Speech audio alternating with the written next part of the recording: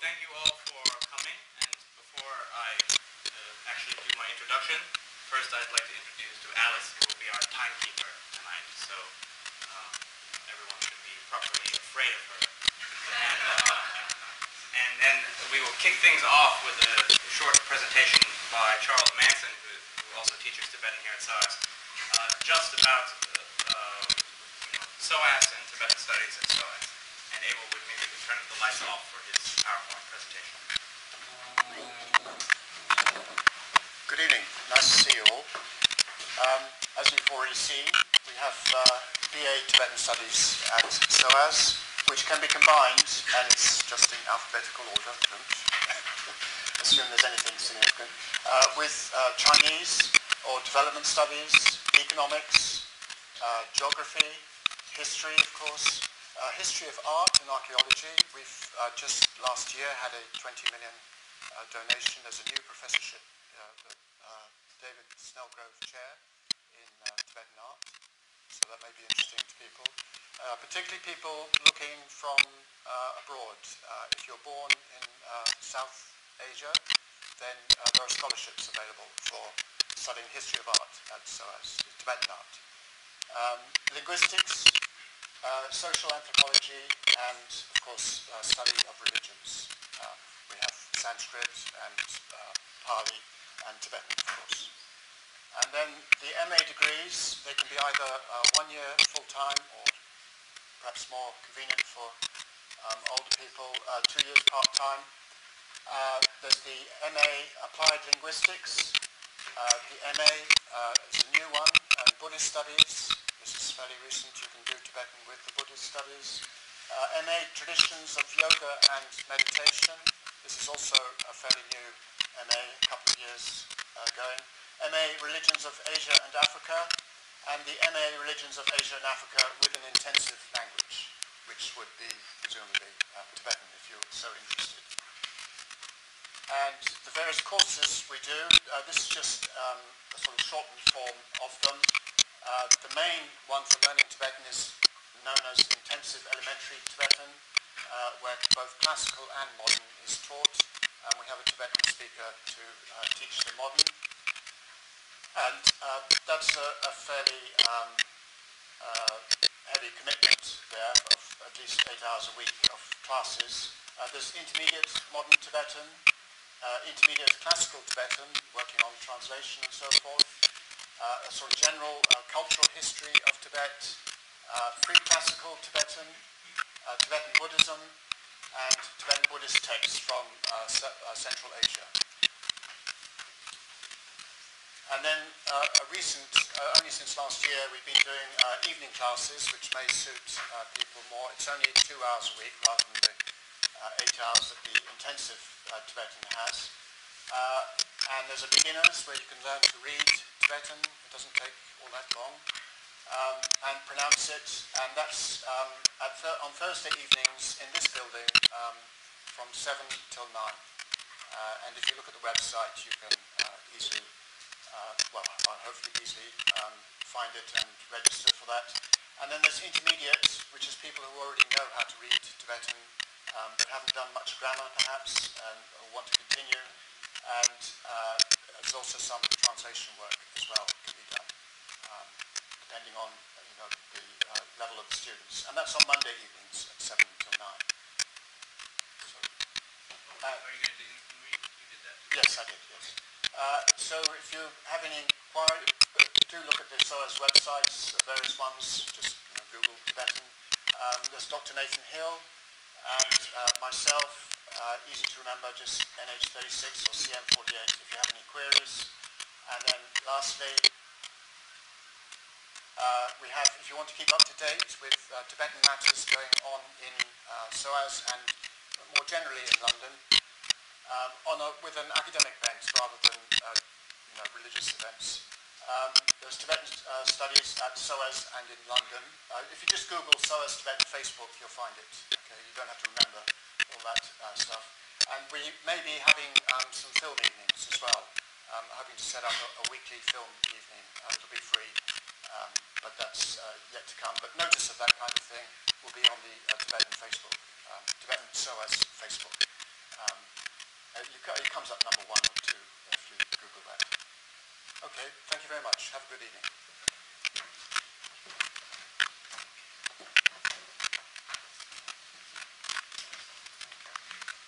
Okay.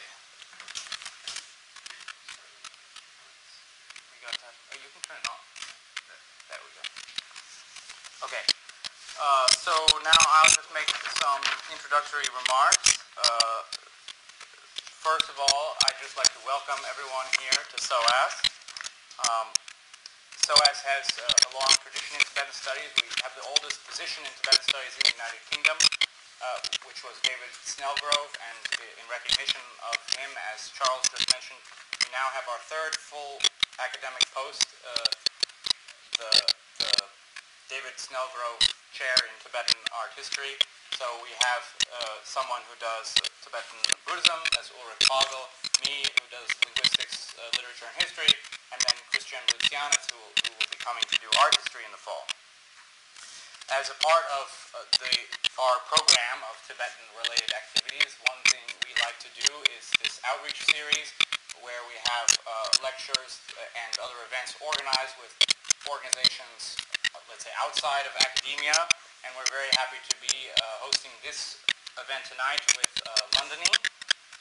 And what's the purpose of this sort of thing? I think most organizations to do with Tibetan studies are either, let's say, interested in the Tibetan political issue or in Tibetan religion as various Dharma centers.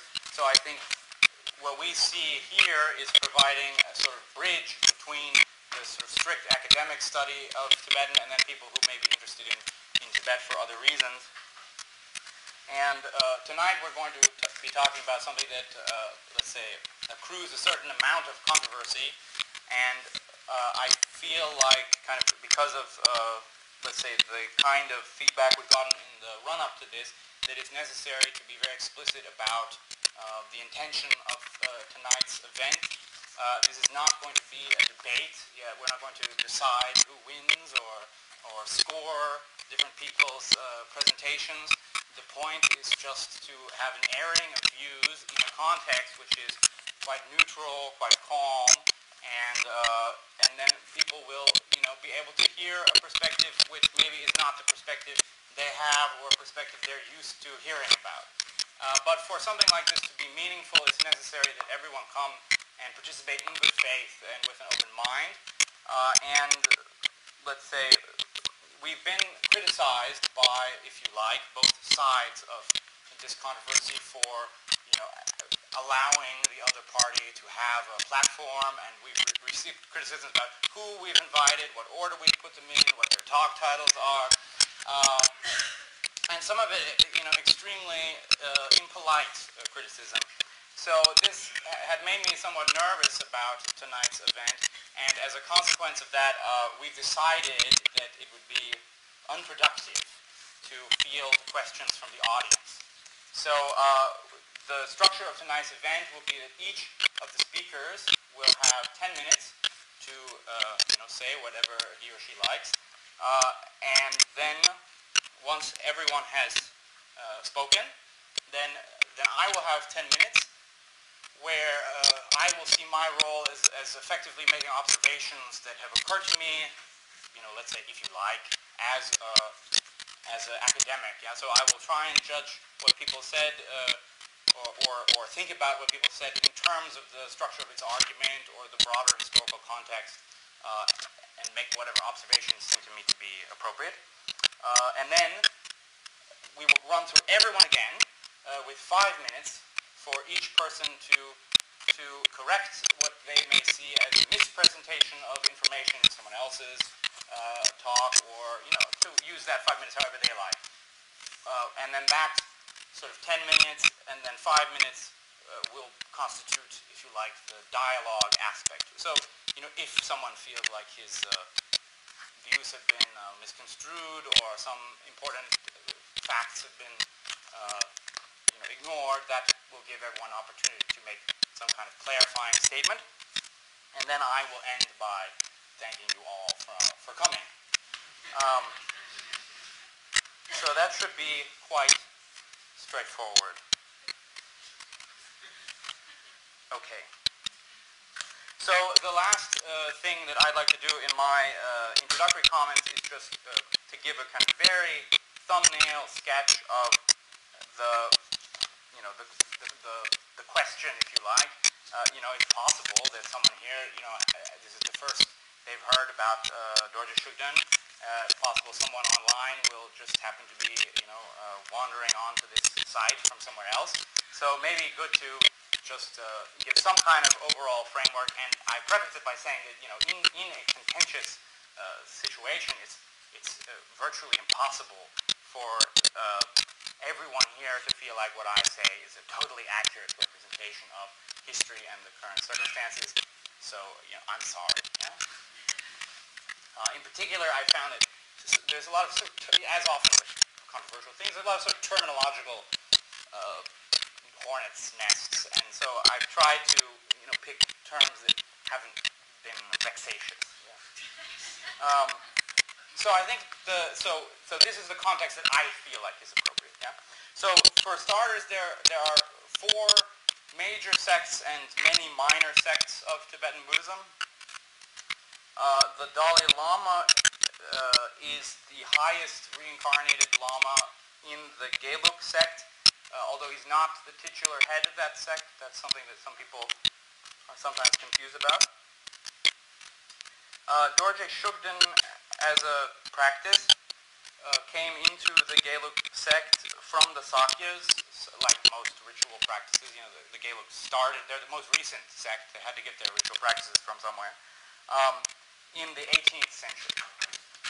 And then in the early 20th century, there was a figure by the name of Pabonga Rinpoche who was very enthusiastic about the propitiation of Dorje Shugden, and so that practice has become very associated with him and, let's say, with traits of his outlook and way of doing things. Yeah.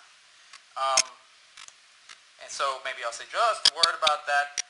Pabonga is a very, shall we say, orthodox Gelug. He saw himself very much as a Gelug, and in the context that he did sort of evangelical work in eastern Tibet, promoted the Gelug school at the expense of other schools.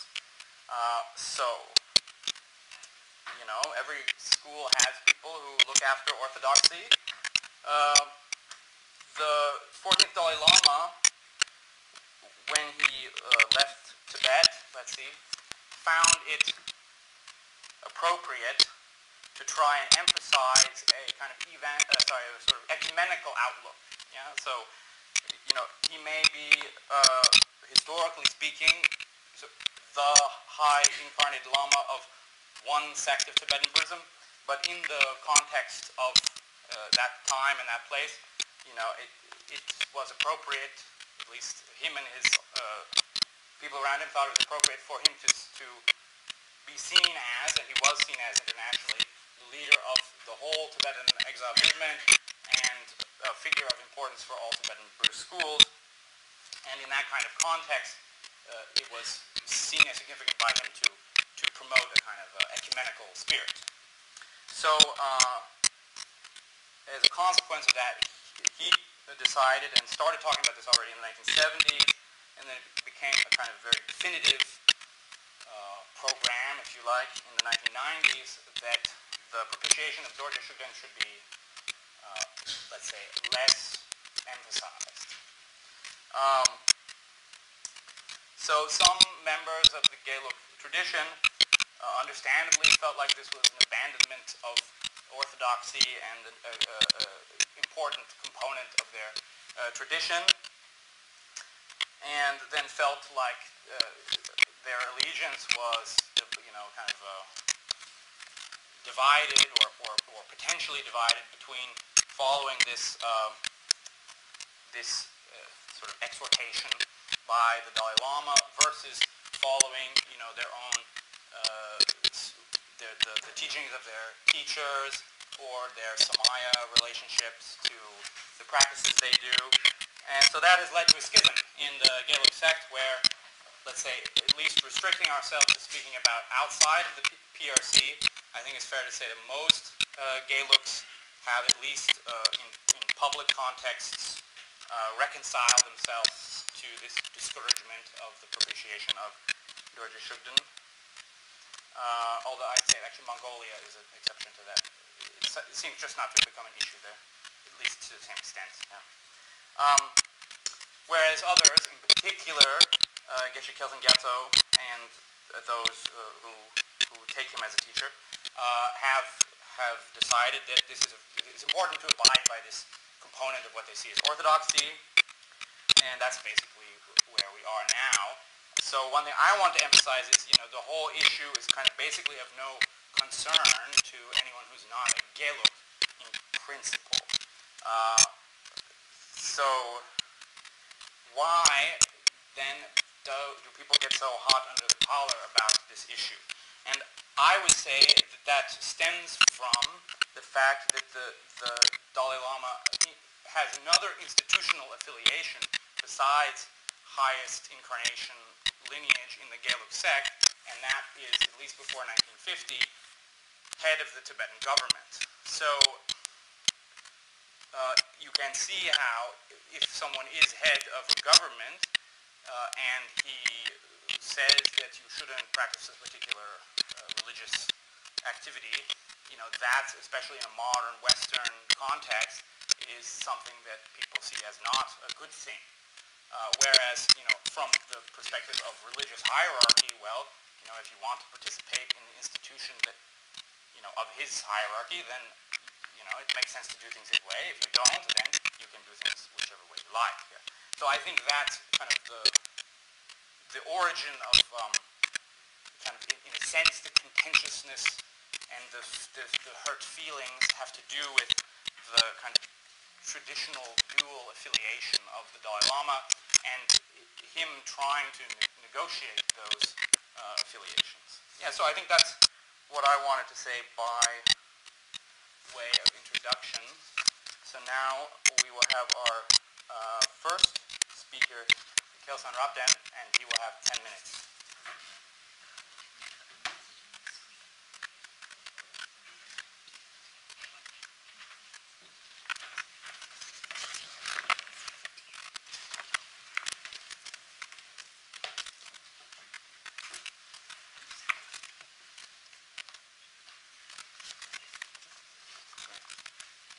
So good evening. My name is Rabden. I'm here tonight as one of the representatives of the International Shugden Community, which is a not-for-profit organisation registered in the United States. Tonight I want to explain a little bit about the history of this issue and why we're demonstrating and how we hope to resolve the situation. I've only got 10 minutes and quite a lot to say, so I'm afraid I'm going to be quite direct and possibly a little blunt. Sorry about that, please bear with me. Also, I'd like to make quite clear that we're not here to argue. We very much want to move towards a resolution to this issue. We have tried to establish a dialogue on this with the Dalai Lama and his representatives for nearly 20 years. So even though they're not here, maybe this is a step in that direction, who knows. So as you'll be aware, we hold the Dalai Lama responsible for the discrimination experienced by Shugden Buddhists. We believe he is the source of this problem and the only one able to solve it. So by demonstrating, we're asking the Dalai Lama to change. So I presume everyone here knows that during the demonstrations, we asked the Dalai Lama to stop lying and give religious freedom. And I want to explain why we say those things. So when we say stop lying, what are the lies that we are referring to? So specifically, we're referring to things the Dalai Lama said in the speech that instigated the ban on the worship of the enlightened deity Dorje Shugden, and that caused the social exclusion of Shugden Buddhists. So I'll talk about the ban more in a moment. In that specific speech in spring 1996, he said that people worshipping Shugden harms his life, harms Tibetan people, harms Tibetan independence. So you can read the Kashag statement, May 31st, 1996. It's available on the Dalai Lama's own website, his approved translation of it.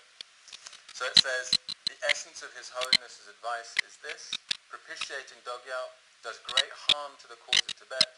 It also imperils the life of the Dalai Lama. Now in this statement, the cause of Tibet refers to restoring the freedom of their country.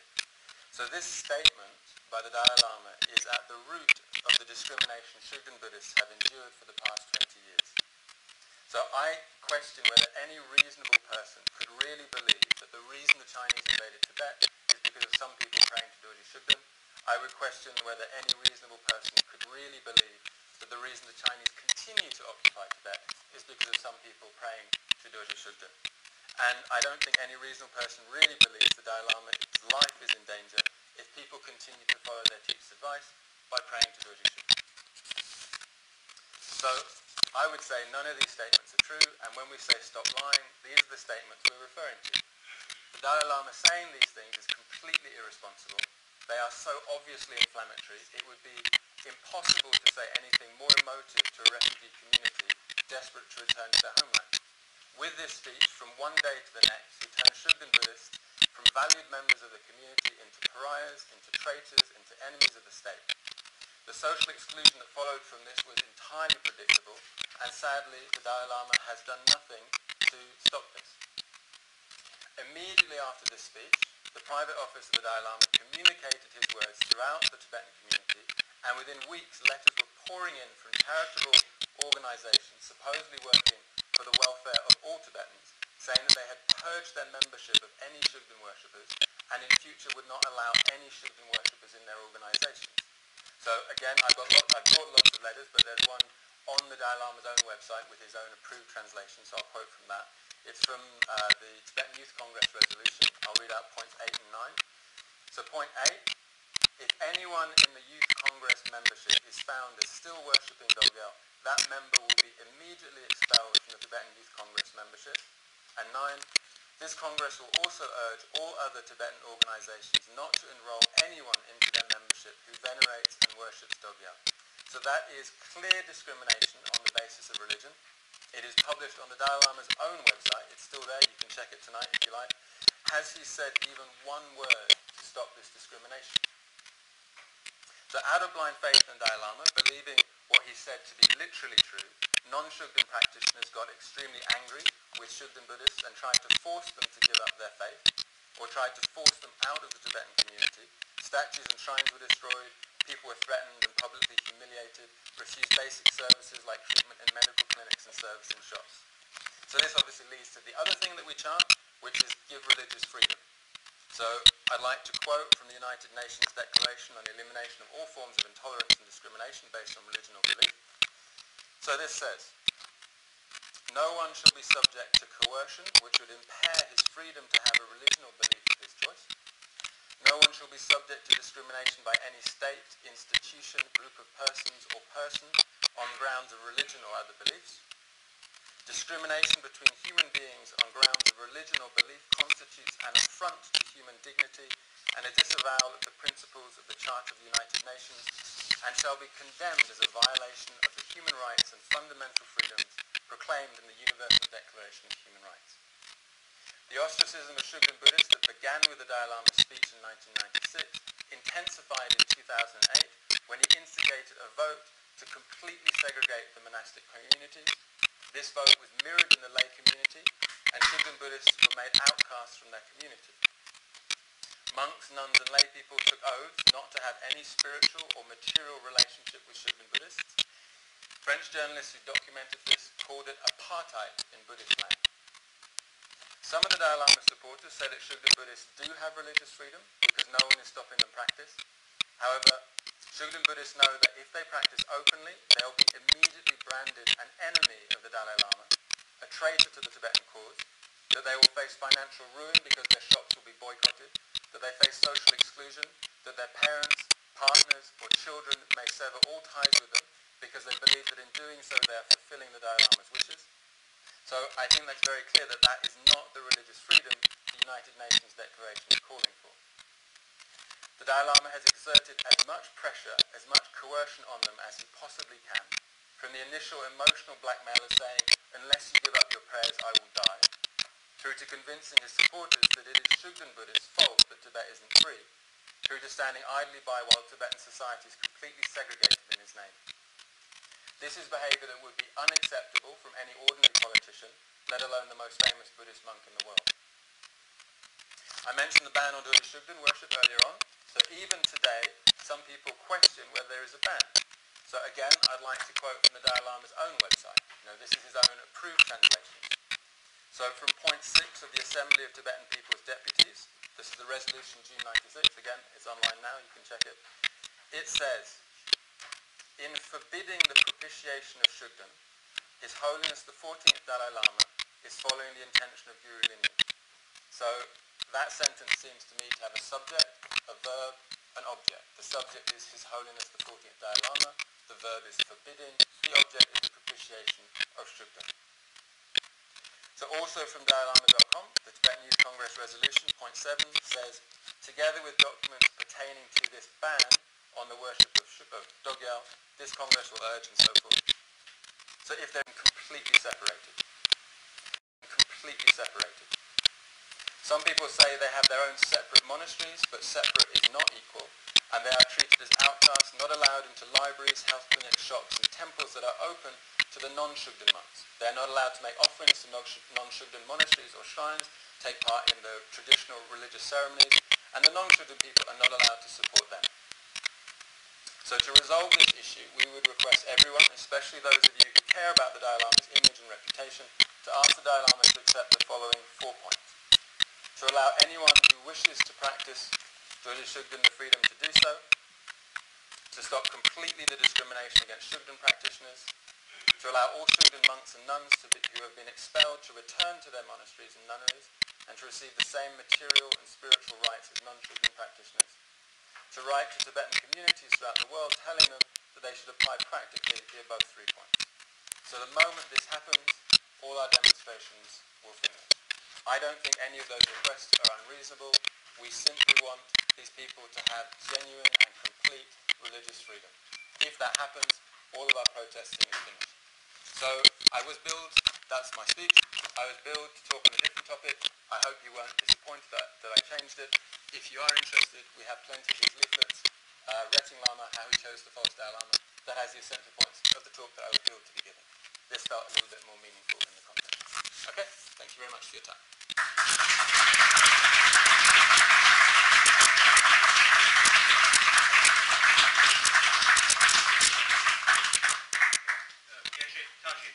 Is our second speaker.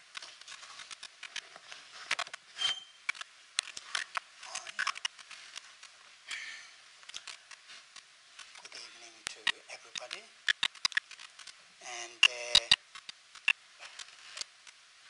I'm here to talk on this issue from a personal level. I'm not representing any institutions, any individuals, rather than myself. I think that should be made very clear. Also, the points that I'm going to raise are my own personal views.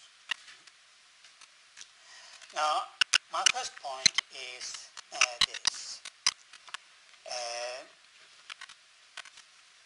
This protector, called Shugden, has never been Lama Tsongkhapa's teachings and his institutions' protector. And that's my first point I'm going to make. And the second point I'm going to make is, since beginning of this protector, sometime 18th century, always caused problem in the community, in the society, and is up to now. That's why we are here. And if there's time, then I will make a little bit point, a short point.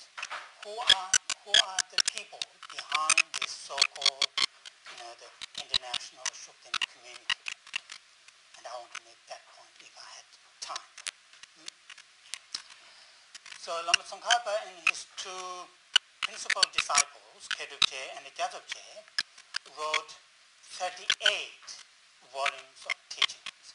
38. None of these volumes of teachings mention this Shugden issue, let alone introducing how to practice it. This Shugden issue comes after 230-something years after Lama Tsongkhapa's teachings. Institutions are well established. So there's no ground to claim this Shugden is Tsongkhapa's traditions, what you call the protector. Doesn't need Tsongkhapa's tradition, doesn't need extra protector, because Tsongkhapa and his followers already introduced 3 Dharma protectors: Kalarupa, Vaishamana, Mahakala 6 arms. So that's something, my first reason why this protector is not Tsongkhapa's, never been Tsongkhapa's protector. My second point is this. From Tsongkhapa up to present time, there are 102 what we call Ganden Tiba, the holder of the Tsongkhapa's throne, and we have that. None of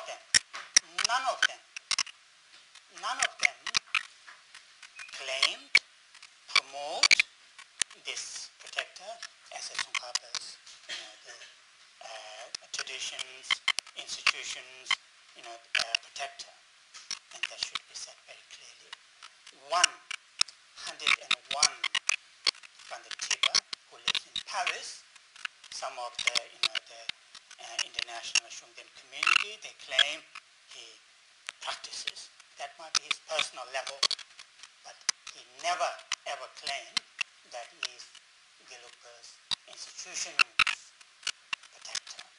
In fact, before he became Ganden Tiba, sometime 2002 or 3, he went to see His Holiness, saying, from now on I will not practice. And His Holiness and himself, in front of him, more than 200,000 people in Bodh Gaya publicly announced this Longrim Namgyal, who is going to be the next Ganden Tiba, that's the 101. He promised me from now on I'm going to practice. Now if he's practicing now, because he finished his term, that's up to his personal level. I will not argue with that. Another point I want to make is many Tibetan great, not non-Gelugpa traditions practitioners, many Gelugpa traditions practitioners, before Pabongka Rinpoche's and the Trijang Rinpoche, and during Pabongka Rinpoche's and Trijang Rinpoche's, strongly reject, strongly argue worshipping this spirit is something useful or meaningful.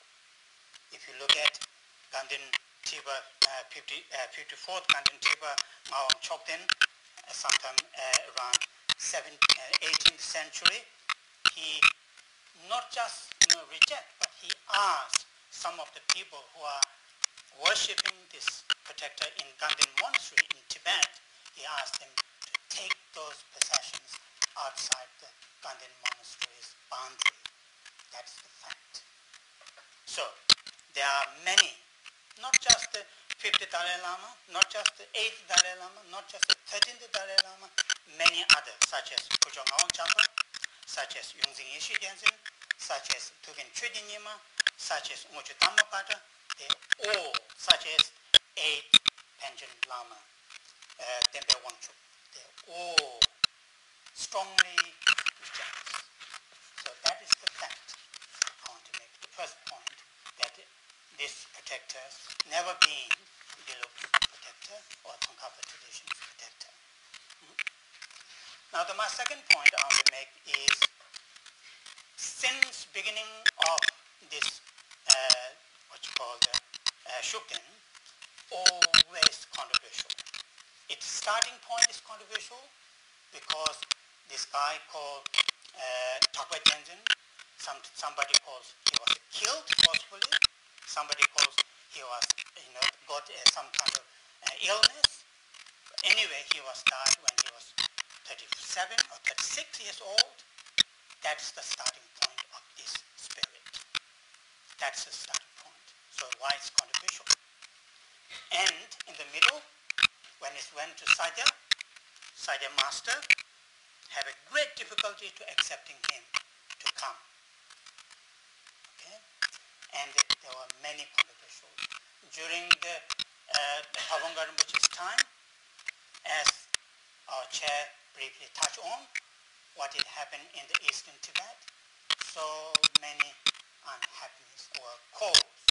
Just name of this spirit. And now we are here. Name of this spirit, 3 monks were killed in Dharamsala. Not long time ago, just a few years ago, in a cold blood, killed 3 monks. Many people are beaten out of this name of this protector. So it is not healthy protector. Somebody claim it is some kind of very amazing, healthy. It is not.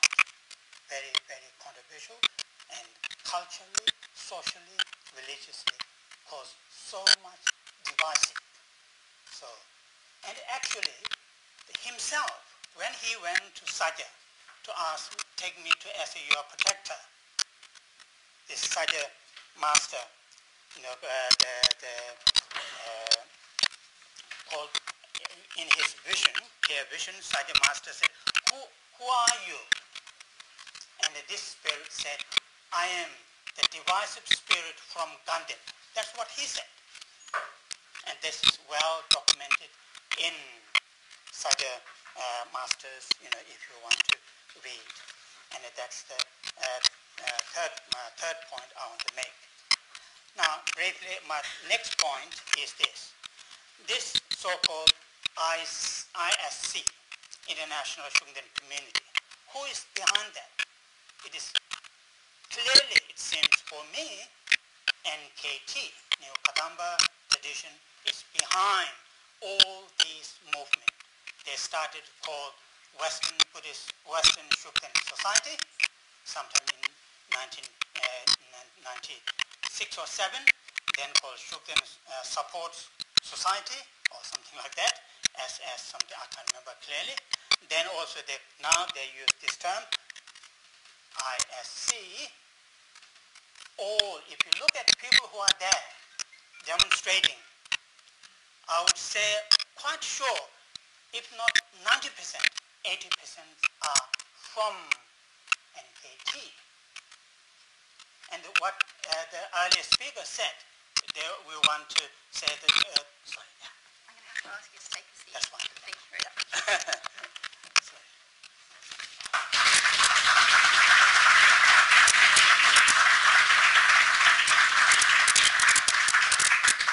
Our next speaker is Carol McQuack.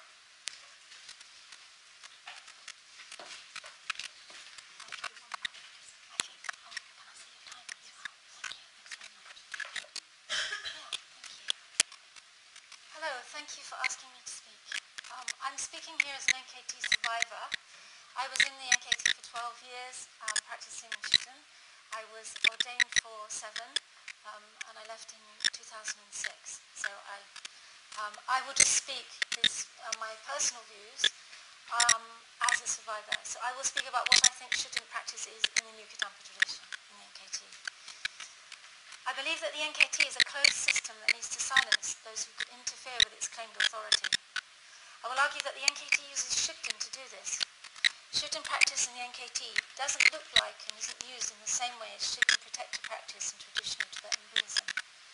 Shugden is used by the NKT as a psychological technique to silence and control the most committed insiders using meditation, and secondly, to silence critical outsiders. For example, using Shugden to demonstrate against the so-called human rights abuses of the Dalai Lama. These demonstrations also, importantly, have kept insiders from asking awkward questions about issues back home in the NKT, such as the sexual misconduct of senior teachers in the past. The NKT fiercely protects its own renown or reputation in the West. NKT students have reluctance and even fear of speaking out about possible abuses within the NKT for fear of the consequences, such as criminal arrest, being sued for libel, or social exclusion. There are enough documented cases of the NKT making legal threats against speaking to understand this is valid fear. But Shugden isn't often mentioned in complaints by NKT survivors. They usually complain about issues of control leading to a lack of kindness. But Shugden practice is the essential practice of the NKT, Praises, offerings and requests to Shugden are made every day in every NKT centre all over the world. To be an NKT centre, you have to do these prayers, and every qualified, pure NKT Dharma teacher is supposed to practice the NKT Shugden meditations before giving any teachings. As Shugden practice is the essence of the NKT, and critics of the NKT need to be silenced, then if the Dalai Lama criticizes Shugden, we have to conclude that the Dalai Lama must be silenced too. But the Dalai Lama isn't criticizing the NKT, he's only criticizing Shugden practice. The murmur of the bad reputation of the NKT isn't coming from the Dalai Lama. That's mostly coming from ex-NKT members like myself, who believe what we practiced in the NKT causes harm, and once we've seen how Dharma is taught elsewhere. And there are no restrictions on Shugden practice in the UK, so to justify silencing the Dalai Lama, you have to believe he must be harming Tibetans, and you need to find evidence, and try and create a campaign where most people say there is no reason for a campaign as there is very little evidence of human rights abuses. And any campaign will always pale in comparison to the problem of the Chinese invasion. So why this seemingly irrational loyalty to Shugden? I'll discuss how I feel that Shugden uses our own hope, attachment and fear to keep us tied and tongue-tied in the NKT. For a beginner, the NKT offers meditation with gardens and tea. Nothing to interfere with your normal life. The NKT also brands a fast path to enlightenment, a modern Buddhism that is nothing like that boring Tibetan stuff. To have the confidence to get enlightened, you need merit. So you live in and pay rent at a centre and help to run it and work for the Guru by promoting his pure Dharma with Jason Karpa. Teaching gives you merit for a faster path. If you have merit to be authorised to teach, that's when you get hooked, as I did, by my new hope for quick results into the trio of NKT study, being a teacher and Shugden meditations. You accumulate merit even faster if you ordain, but you're told if you disrobe, you won't get enlightened. The NKT needs teachers. It has to produce them very quickly as teachers leave and new centres are opening. Kelsang Gyatso is a reclusive Tibetan monk who created the NKT system. You may only teach using Kelsang Gyatso's books. You study so that you memorize Kelsang Gyatso's books. Heart Jewel is the basic Shugden practice that Kelsang Gyatso created. It's the NKT's Shugden practice. That's where you're told to talk to the Guru. If you have any questions your NKT teachers can't ask, you can't ask Kelsang Gyatso in person. And if you have any other problems, you're told to do more Heart Jewel. Shugden will help you with it all. It's the most confusing meditation practice I have ever done. Looking at the basic scenario of Heart Jewel, the first half is based on Karpa Guru Yoga. The second part of Heart Jewels is offerings and requests made to Shugden, an outer practice of Shugden that's very similar to the Gelug Palden Lama Protector Tea offering. In this second part, you request knowledge, protection, compassion and power from Guru as Shugden, and meditate on downloading the confidence and power to teach or for success in your activities. Shugden is almost everything. Sutra, Tantra, Vajradhara, Buddha Shakyamuni, Manjushri, Jason Karpa, and above all, Kelsang Gyatso appears as Shugden, and you take the Shugden with you when you come out of meditation. I quote 3 benefits of doing this meditation from Kelsang Gyatso's commentary to Heart Jewel. By putting your trust in Shugden, your practice will naturally become pure, you will have a powerful ally, and you will always make the right decisions. Naturally become pure is what I felt holding the Guru, the Shugden Guru, in my heart. Having a powerful ally is what I felt when I taught. I could teach the perfect Dharma. You always make the right decisions. After teaching, I often felt as if I was protected from making any mistakes, but only if I stayed on the NKT path. Purity, power, and infallibility. In time, this practice led me to feel, and other teachers around me, that not only was the Guru infallible and could make no mistakes, but that I myself was also, without any fault in any decision I made, completely pure and powerful too, and not only during teachings, every day, with everything I did. With my Guru's blessings, I can accomplish anything. This feeling is blissful to gorge yourself with and addictive. You aren't ordinary anymore. You're extraordinary and special on this unmistaken path. So you have to protect this absent Guru, which is this power you now possess. You have to protect his good renown and his pure lineage. So you go to the demos and join in the defamation campaign, as I did from a distance.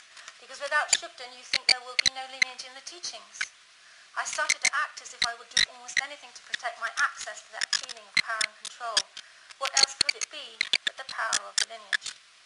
But isn't this twisting the concept of the purity of the Dharma into our own purity, power, and unmistaken actions as NKT teachers, exactly the Shugden of distorted aspiration that causes His Holiness the Dalai Lama's concern, and the real unvoiced harm the NKT system creates?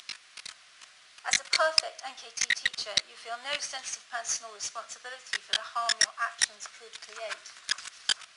While in the NKT, I increasingly saw this system as a hoax I was holding up, and feeling that doctrine of purity, infallibility, and power in my teachers led to my conflicts with them. Good teachers I have met since show you what to look for in your own mind, as they know it in their own minds already. It's not about control. Is the NKT trying to blame His Holiness the Dalai Lama for its own problems in maintaining authority? But surely by trying to silence His Holiness, NKT students are also silencing their own inner critics or intuition, their own capacity to see what might have gone wrong. That's why we as survivors feel so confused when we leave the NKT. As long as Shugden practice feels so good, and Khalsa Gyatso is conceptually confused with Shugden, then NKT followers will remain deeply attached to the Shugden Guru, fearful of stopping the practice without breaking Samaya and going to hell, and fiercely protective of what appears to them to be perfect as it makes them feel perfect. You can't see this while you're in it, but I see the Shugden NKT and Khalsa Gyatso system as only seeking to maintain itself, not a lineage. I think I can seriously state that in the NKT you become not a practitioner, but a Shugden follower.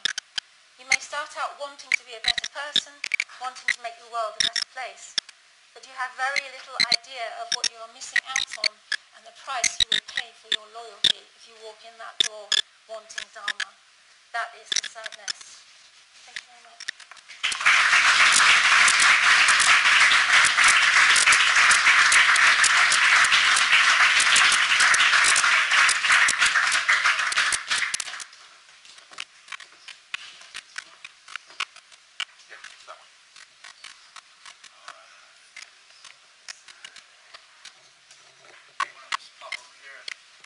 So I'll just say next slide. If you could. Is that okay? Yeah, but how do I make it go widescreen? Oh, got slideshow. There we are, a little show and tell here. If you don't know how PowerPoint works, go from the beginning. There we are, and just click as we go along. And this is Martin Mills. My name is Martin Mills. I'm an anthropologist, and I've recently been instructed on various websites that because I do not have a degree in international law, I cannot speak on the subject of human rights. So I'm not going to. I'm going to tell a story. And let's keep it a little simple there, because do I know what side I'm on here? No, I probably don't. I first came across Dorje Shugden when I was doing my doctoral work in Ladakh in 1993. If you don't know where Ladakh is, here's a map of India.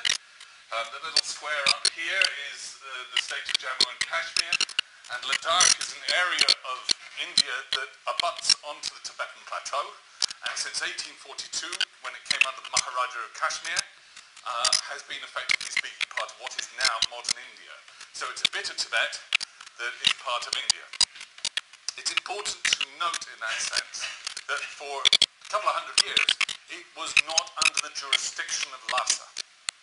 Okay, it's not traditionally under the jurisdiction of the Dalai Lamas, and it's an area which nonetheless is very important, particularly to the diaspora of Tibetan Buddhists, because it is a crucial area in which Tibetan Buddhism has flourished and maintained itself for 1,000 years, largely uninterrupted by Chinese invasion or anything of that nature. Yes, next slide. The work that I did, initially rather naively, I went and did my PhD. I wanted to write a book about a Tibetan monastery and how they work. I'm an anthropologist. What we do when we do that is we go to a place, we dig in, we ask lots of favours, and we stay put for, in my case, 1.5 years. And I lived in this monastery here. I shan't name it because we won't go there. But, you know, if you read my book about it, you'll know where it is. If you read my recent article that you can find on the web, then, you know, you'll know all of this. But I don't want to get bogged down those particular details. This is a Gelugpa monastery. It belongs to Ngari Rinpoche. It is part of a series of monasteries that belong to Ngari Rinpoche, who's the Dalai Lama's younger brother, that are in Ladakh. As you can see, it's in a rural area. At this point in time, it was 7 days walk from the nearest road. Rather unhappily, it's now 4 days walk, 4 hours walk from the nearest road, which is a shame. It's a Gelugpa monastery. It was founded by Tangsen Sherat Sangpo a little after Tsongkhapa, and they extraordinarily kindly put me up for 6 months while I stayed and studied their rituals and did all of those things. A crucial part of this, next slide, well, I'll say a crucial part. A part of this was the fact that it was a Gelugpa monastery in 1994 that had Dorje Shugden as a worldly protector. Now, I'm going to say that bit here because that's an important, crucial distinction. From the NKT's perspective, Dorje Shugden is a wisdom Buddha. Okay? From Ladaki's perspective, he's what's called a Jigtenpela, a worldly deity. He hasn't achieved enlightenment. But those two things often go together, and they are kind of put together under that word, Dorje Shugden. And I don't want to get bogged down in the theology of that because that would go on forever. He was a very high-ranking protector and regularly possessed a Ladakhi oracle, I shan't give his name, let's not go there, who was an army man who became regularly possessed from about the age of in his late 20s, and there was a very long process of choosing him and finding out who he was being possessed by, and what he did in this case was he was seen as being possessed episodically by either Dorje Shugden or by his minister, Kaji Mapo, and he would, as you can see, kind of wear the appropriate robes and everything on those lines, because Dr. Gyaltsen was famously and theoretically either died at his own hands or was murdered by having prayer scarves stuffed down his throat. The oracle goes into possession by garrotting himself with prayer scarves. It is, I must admit, particularly this possession here, which is the first one I ever witnessed of many, and I interviewed the oracle and everything. It's a terrifying thing to see. When someone goes into he was one of 2 worldly protectors. The other one was a local god called Shachoksma. And I think it's important to note that. We stand at the moment, and particularly in Britain, in a situation that says the world is divided into people that follow the Dalai Lama and people that are Shugdenpas.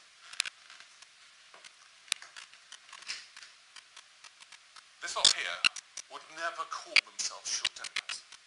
They would say, we have a worldly protector for our monastery, and we have 2. And both of them are possessed by oracles, and often those 2 oracles will go into possession together.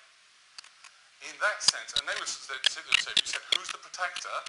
They would say, a real one, maybe Vajraparada, maybe Mahakala, maybe one of the other 11.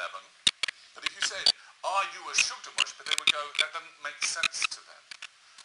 In particular, if you ask them, they would say, this is a worldly deity, and therefore it is a rokspa. It is a helper. One of the things they say in Ladakh is Lama Yoga. The Lama is higher than the gods. It's a very common saying. The Lama is higher than the gods. And in that sense, they wouldn't kind of define themselves in those terms. They also regularly, I hasten to add, put the Dalai Lama and Shugden together. They understood that the Dalai Lama had strong views on the matter, but they had a monastic protector. They followed the Dalai Lama. Monlam Chenmo in 1993, for example, they brought out a big photograph of the Dalai Lama. Everyone in the village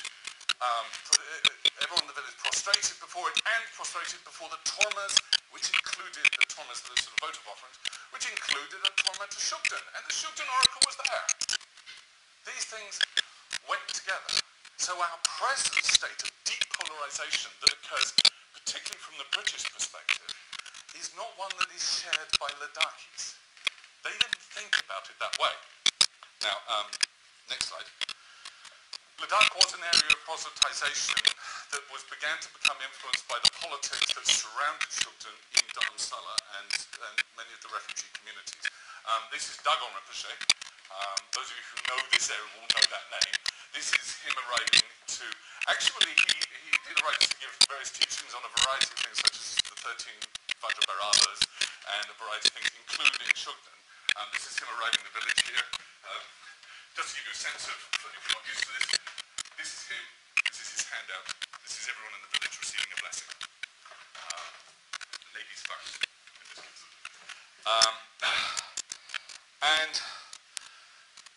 And he was there to, in some sense or other, strengthen Shugden practice, or the use of Shugden as a protector in Ladakh in the 1990s, and that was certainly occurring. Now, we get to 1995 and 6. Can I have the next slide? Oh, not that one. No, one not it. Go back. Thank you. Oh, we'll stay there then. We'll stay here. That's a... Or I can skip to ahead. No, that's all right. Let's stay where we are. I'll come back to that last slide in which I'll give an opinion. What was the effect of the Dalai Lama's teachings in 1996 on this community? Okay. Now this is important for when we discuss those things about is it a ban, is it not a ban, all of those kinds of things. The first thing was when the Dalai Lama made his announcement, I was busy writing up my PhD, which you've read. Oh, really? Okay, I'll have to be quick then. And about a few months later, the abbot and several of the other monks made the journey to Leh to phone me up in my office in Edinburgh where I was doing my PhD and said, can you not say anything about Shugden? We'll get rid of him. But if you say we've got him, we'll have him forever in that book. And so I had to remove 12,000 words of my thesis, which is what we do in my job because we protect our informants. They have subsequently got rid of it, and they allow me to actually say these things, so that's all right. But when I went to 1997, and I asked around about this, and I asked a lot of people about this, the first thing they said, and I think this is a crucial kind of point, the first thing they said was, we wish the Shugden supporters community would be quiet. I'm sorry to say that, I'm going to be blunt. You were blunt earlier, so that's fine, in your excellent speech. Okay. Oh, all right. But you've got 5 minutes later on. Can I get 5 minutes later on? Can I, for 30 seconds, go to the next slide? Darn, all right.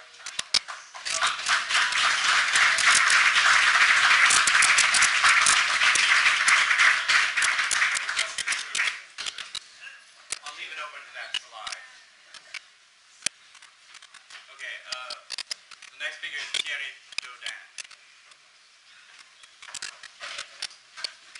Thierry, I'll give you a 1 minute countdown.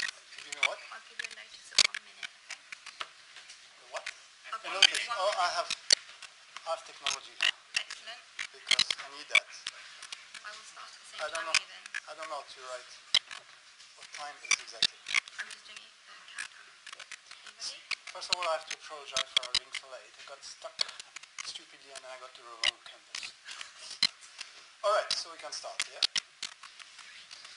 So, I will leave aside the issue of the origin of Shugden worship because this is a field which I'm not a specialist in. And I also do no excursion in the thorny and slippery and foggy field of theology like you avoided to do, because there is stretchable and dangerous. And again, I'm not a specialist. But I concentrate instead on patterns, sociological and political and religious sociological patterns, which is what I'm dealing with, mainly. Instead of discussing facts, I'm trying to figure out what, in the different chapters of the history of Shugden worship since the 5th Dalai Lama, what was particularly obvious or particularly has been regarded as a problem. Well, you have to see that I think you come to two concepts. That is a concept of elitism and of divisiveness as opposed to inclusiveness. The dispute seems to have started with the 5th Dalai Lama adopting mainly, there's several issues, but one of the main issues that the 5th Dalai Lama adopted for the state of Tibet rituals and deities, I don't go into details, which actually belong to other schools of Tibetan Buddhism, in particular Nyingma school. And there were people among the Gelugpa who had become the strongest school, at least in central Tibet, who were bluntly refusing that in their own writing because they saw their tradition as being the pure tradition, and hence it would not be right to adopt deities and practice from other schools. What happened after the death of the fifth Dalai Lama and his regent Sangye Gyatso is actually, there are many people who pretend it is very clear, actually it's not clear at all. How should then practice become a widespread feature of Gelugpa school? Because it had become that. It had become that. It's not entirely clear. Partly because, to a large extent, because it left not so many traces in scriptures. A lot of that is oral transmission. And a lot of things which existed at that time, we don't know anymore because there are not much evidence. We have a lot of things on indirect evidence. Right? But what we know for sure is that at the beginning of the 20th century, we have the following situation. We have a situation in which Shugden worship has become rather the rule than the exception among the Gelugpa school. Prayers are recited regularly, which make a clear distinction between the Gelugpa tradition and other traditions. We have most of regions of Tibet who are clearly Shugden followers. This is very important politically because in that time there are not many Dalai Lamas. I mean, there were there, but most of them died very young for various reasons. And hence, the Dalai Lamas were not mostly not governing, but regents. There always has been a stronghold of Shugden worship in eastern Tibet among Khanpas. And the sociological reasons for that are very clear. At the contrary of central Tibet, where Gelugpa school is clearly dominant and there is no way around it, in eastern Tibet the situation is more complex. The Gelugpa monasteries are very big and very strong, but there are more pockets surrounded by non-Gelugpas. And hence, you can see why the need is stronger, or is felt stronger, not that it's strong as such, to have something which makes a difference between Gelug and other schools. An important episode in Tibetan history regarding the Shugden is the relationship between the two monasteries of Sera and Drepung. I will leave aside the situation in Gamden because that is very complex and actually not very well researched as far as I can see. If somebody knows better, please contradict me. First, Sera has a stronger link to Eastern Tibet, Khampas. And second, Sera has a stronger link to Beijing, to the Qing court, Qing Manchu court. And also to Tashilompo, where also the Shugden practice is very strong. So we have here a kind of axis which it is moving. Nothing is black and white. Reality is always grey. But you have the usual suspects, I don't mean in a pejorative sense, but always these kind of patterns recurring. There are exceptions, but you have this link between Beijing and Lhasa. You have Sera, you have Tashilompo, you have Eastern Tibet Khampas, the Gelug Khampas, and you have Shugden. And always the circle of the Shugden worshipper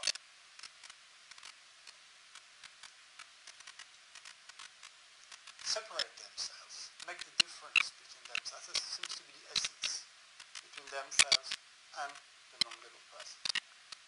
Which from the point of view might be right. I'm not criticizing that as such. But I think it is important if you want to understand the situation from a sociological and political point of view. Then we have the chapter of Pabongka Rinpoche. Pabongka Rinpoche has been universally recognized as one of the greatest Tibetan scholars. There is no doubt about that. He's recognized outside the Gelugpa school as such, but also very strong, very, very strong in recent century, definitely the strongest detractor of Shugden, and a detractor of Gelug supremacy. it is a little bit, there is a discussion as to how important his role really was. There are people now who say, who are still tend to be anti-Shugden, and who say actually he has really introduced it. I personally don't agree with that, but as I said, more research needs to be done on that. Important for our pattern which we are looking at is that we have to do again with a highly revered person, but somebody who has make a strong opposition between Gelugpa and non-Gelugpa, and is a detractor of Shugden. Then we have in the 20th century the tensions with Tashilompo, the Serra crisis in 1947. Again, Shugden plays a role in that.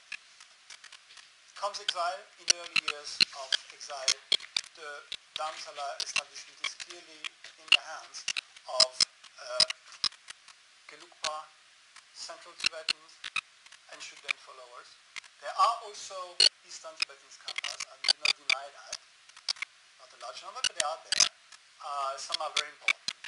But they all are Shugden followers. People who are not devoted to Shugden don't belong to the leadership. And this has changed, of course, during the 70s and during the 80s, partly to a large extent because of Dalai Lama himself.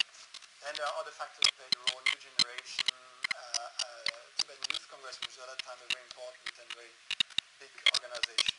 And politics became more participative during mainly the 80s, and I've left 1 minute and 50 seconds, which is not much.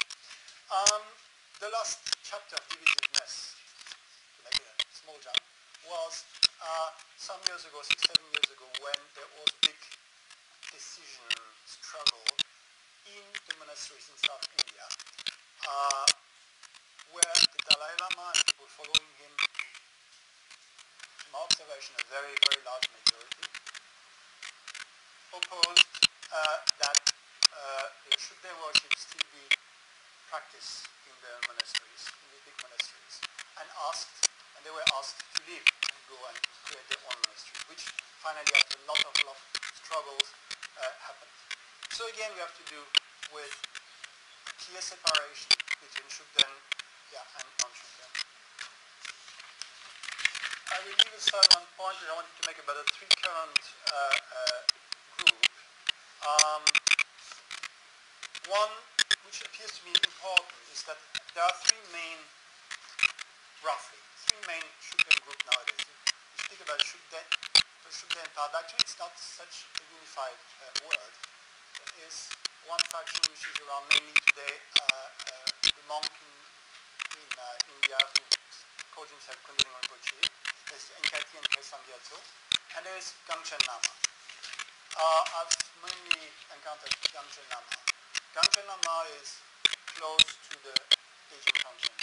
Gangchen Lama is supporting the construction of Shugden statues in different monasteries in Tibet. He was behind the internalization of Gonsari Rinpoche, which has been published very much in the last couple of weeks. Hi, Mary. I'm going to have to ask you to I'm finished. Brilliant. I'm finished. Thank you.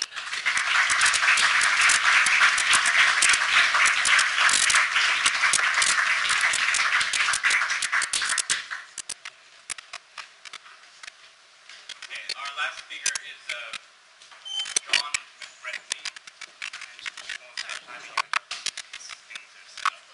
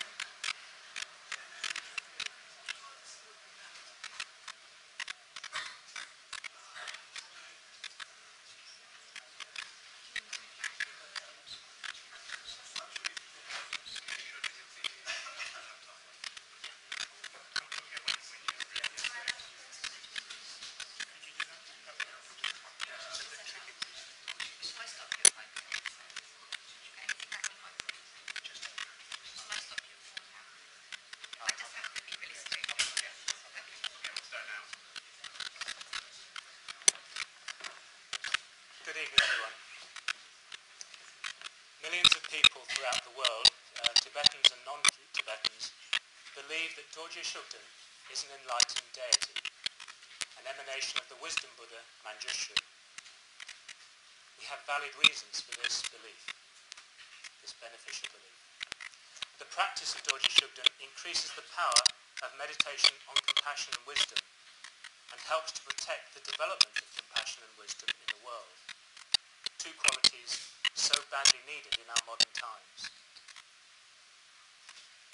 The Dalai Lama says that Dorje Shugden is a spirit, but he can give no evidence for this. He claims that Shugden practice shortens his lifespan and harms Tibetan independence, but he gives no evidence for these claims. Following his own political aims, in 1996, the Dalai Lama banned the Buddhist practice of Dorje Shugden. Using his influence and power within Tibetan society, he banned this mainstream Buddhist practice. Since then, to the present day, the Tibetan population worldwide has been divided by this ban. And the Buddhist world is also divided because of this ban. This ban has caused continuous persecution and immense suffering. Before the ban, Tibetans lived together harmoniously, both Shugden practitioners and non-Shugden practitioners, like brothers and sisters, happily sharing monasteries, shops, hospitals and schools. Now they have been forced to separate, and the peace, trust and harmony have been destroyed. Since the ban and its enforcement by the Dalai Lama's supporters, Shugden practitioners have been forced to choose. Either sign an oath to give up the practice of Dorje Shugden, or suffer loss of human rights, persecution and violence. Monks refusing to sign the oath were expelled from their monasteries. In 1 month alone, February 2008, 900 Shugden monks were expelled from their monastery. People who refuse to sign the oath are ostracized or expelled from their communities. They are denied basic human rights. Shugden practitioners are banned from entering shops, restaurants and hospitals. Whole communities are segregated. Families have been divided. Tibetan government employers were sent letters saying that if they did not give up their practice of Dorje Shugden, they would have to resign their jobs. The harm caused by this ban extends far and wide, beyond the Tibetan community. 3 years ago, a lawyer requested me to help a poor Shugden practitioner from Mongolia who was seeking asylum in the UK. While he had been a monk in Mongolia, he had suffered false imprisonment and terrible abuse and torture for his refusal to abandon his practice of Dorje Shugden. After escaping from Mongolia, while living in London, he had been badly beaten up in Paddington by fanatical Mongolian supporters of the Dalai Lama. At our first meeting, he kept asking me to prove that I was a Dorje Shugden practitioner, because he was terrified of being persecuted by supporters of the Dalai Lama. He had lost everything. He understood clearly that the source of all his unnecessary suffering was the Dalai Lama, whose power and influence even pervades Mongolia. Shugden practitioners suffer discrimination and segregation. They live in fear for themselves and their families. Some have been threatened, physically harmed, and even killed. Why? Simply because they would not give up their religious freedom to practice Dorje Shugden. I'd like to play a short video just to illustrate some of these points.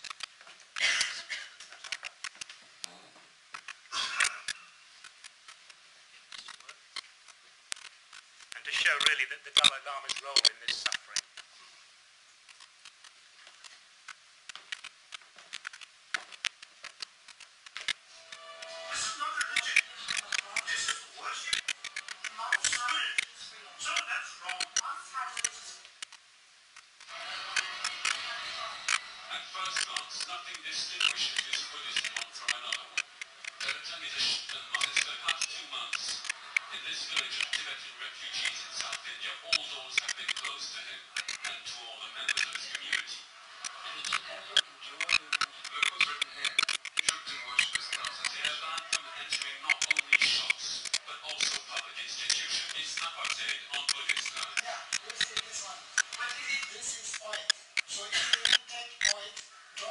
in these hospitals are forced to take an oath saying that they do not follow Shugden and have no contact with any Shugdens who are loyal to Shugden who are expelled from monasteries.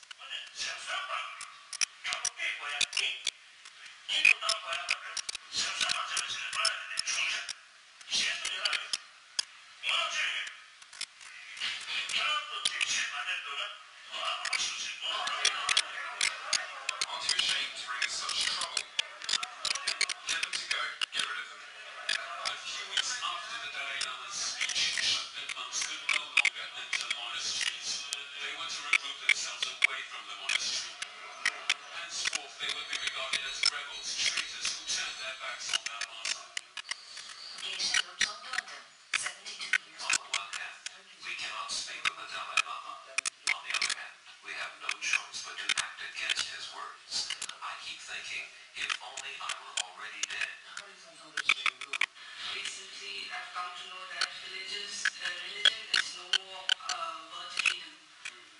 We've been given two choices of either worshipping His Holiness the Dalai Lama or the deity Dorje Shugden. If we choose deity Dorje Shugden, we are treated as outcasts. In India, outcasts is treated as the worst punishment for a person that you can ever give.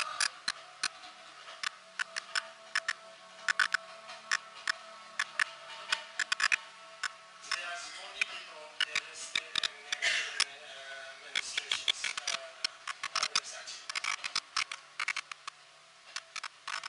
Past, they put a list of the hit people and they destroy them and ask them if they were murdered. Posting denunciations on public walls. They denounce the worshippers of this deity, giving name, address, and often detailed information about his followers and their whereabouts. Why don't you simply advise people not to worship the deity Dorje Shugden and instruct others to be tolerant and avoid violence against those who continue to worship it? Anyone who's against the Dalai Lama must be opposed without hesitation with men, money, and possessions. That is to say, by all means, including violence. I've seen the calls for Allah. I've seen it with my own eyes.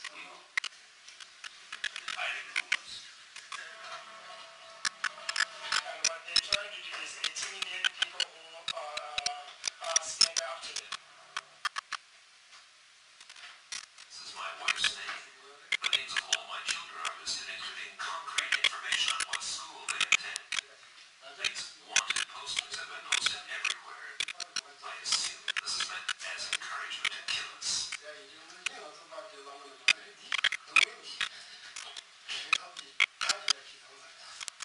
But one can't simply wipe away devotion to this.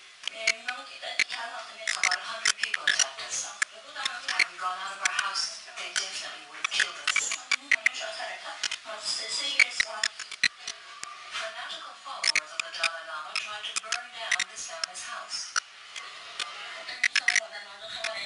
They broke into our house and destroyed everything.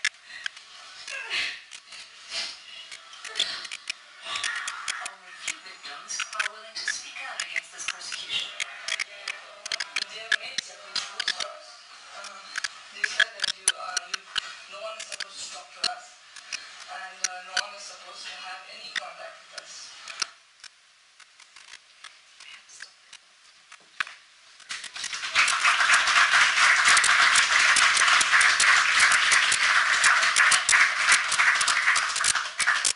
Can I pause your laptop? Is that okay for me to touch it? Yeah? Maybe we can just close it? I don't know. Oh, okay. Okay, so now I will make a few little comments on each presentation as they occur to me, and I took some notes. Okay, so on Kelson Rapton, he regards the idea that the worship of Dorje Shugden is harmful to the Dalai Lama's life as implausible.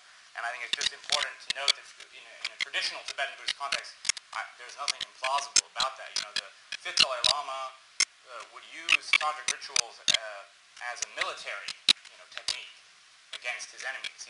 In addition to things like armies and the traditional, military technologies, he also used tantric rituals. So, if a tantric ritual is capable of killing Mongols, it's probably also capable of harming the life of the Dalai Lama. So I find nothing, I may find something implausible about that, but if I do it as a kind of Western empirical viewpoint, but from a traditional viewpoint, there's nothing implausible about that.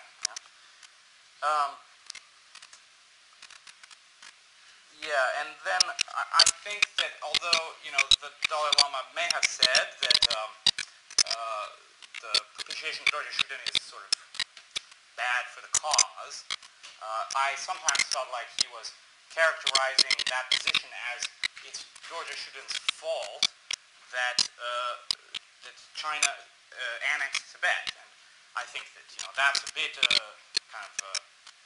a bit of overplaying it. Certainly the Dalai Lama must think that there was something to do with, the People's Liberation Army and Mao Zedong, and these may have also factored into the annexation of Tibet by China. So turning to Geshe Tashi Tsering's talk, the point that in the writings of Tsongkhapa and K.J. and so on, Dorje Shugden is not mentioned is, of course, the case because Dorje Shugden sort of hadn't been invented yet. Some people may take issue with this term, invented, but in any case, the propitiation of Dorje Shugden hadn't been introduced into the kind of ritual repertoire of the Gaelic school. That doesn't necessarily have any bearing on the orthodoxy or status of the practice in later times. And by way of analogy, I would say if you look at the writings of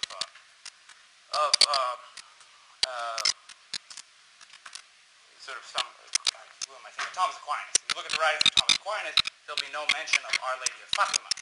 Well, that doesn't mean that Our Lady of Fatima is some kind of worldly spirit who's doing evil. It just means that, history moves forward. I thought it was very interesting to hear this list of people in the past who had thought the propitiation of Dorje Shugden was problematic. But I think also that can be overemphasized. We saw from Martin's presentation and then also in Thierry's that, let's say before the 1970s within the Gaelic school, it's certainly the case that the practice of Dorje Shugden was seen as far less problematic than it is now seen. So I think that's something to keep in mind. And then I also wanted to mention that several of the presentations hit or touched upon the origin of the figure of Dorje Shugden and the death of Farquhar Gyaltsen. I just want to point out that in terms of Tibetan studies, that story is seen as somewhat, let's say, maybe not, it may be that that's a story that only, we can only have evidence of long after the events that are being described, and there are other explanations for how the propitiation of Dorje Shugden was introduced into the Gaelic school. So turning to Carol's talk, to the extent that Carol's talk was about her personal experience, there's far less to say about it. I found sort of one theme interesting with sort of 2 points, which is the question of kind of continuity versus change. So on the one hand, it sounds like the kind of ritual program within an NKT center is actually quite different from, let's say, a traditional Gaelic ritual program as it might have been seen, let's say, in Lhasa in the 1940s. So, that doesn't necessarily mean anything. As I said, things change. But it seems a bit to contrast with this sort of kind of claim to orthodoxy and, just the name New Kadampa is definitely sort of playing towards orthodoxy, and yet, in certain ways, Geshe Kelsang Gyatso, is willing to innovate in terms of the ritual program. So that's interesting. And then, but the other thing I noticed is some of the things she picked up as problematic, like, sort of putting your teacher in your heart, the vow of Samaya, where you see your teacher is doing no wrong, the question of accumulation of merit and teaching in particular, accumulating merit. These are all completely standard things in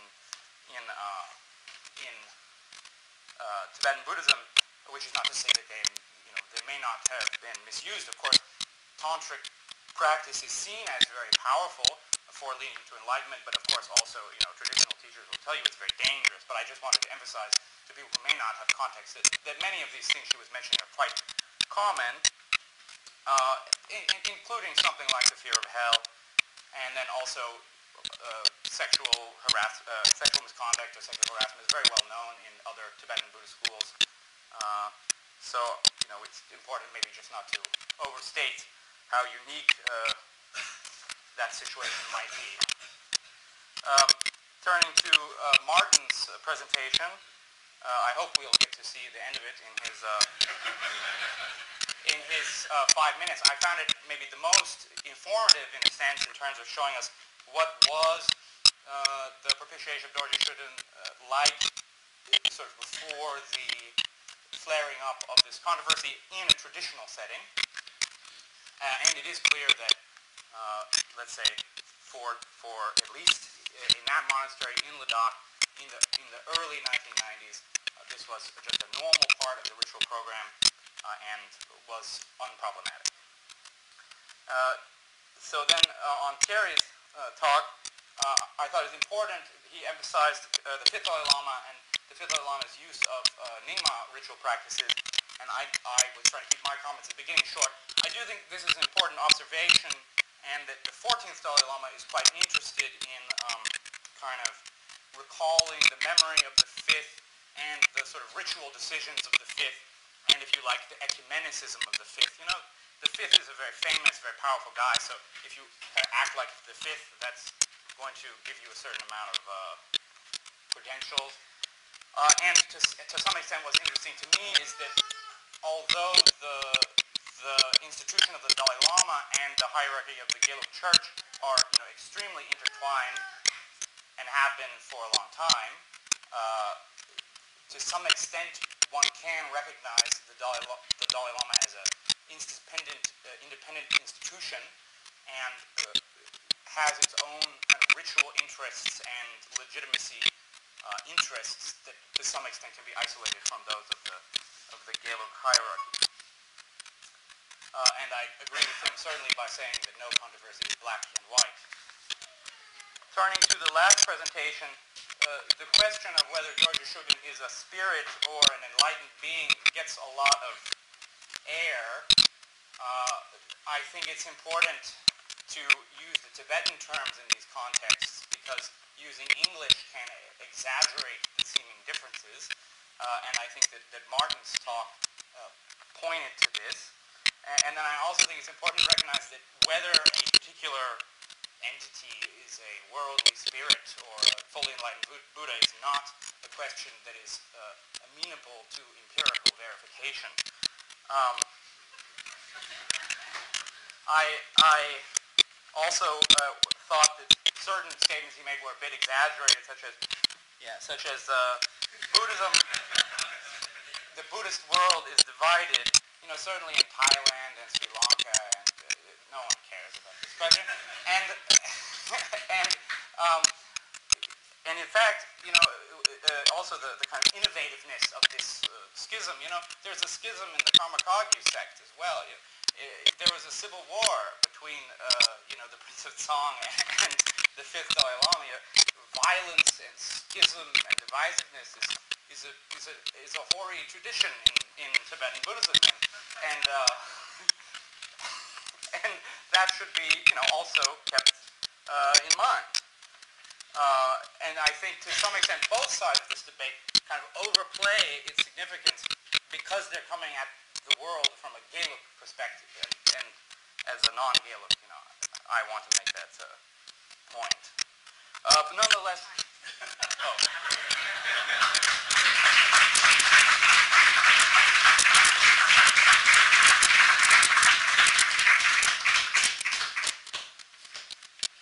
Okay, where's my list of... Anyhow, now everyone will come again for 5 minutes.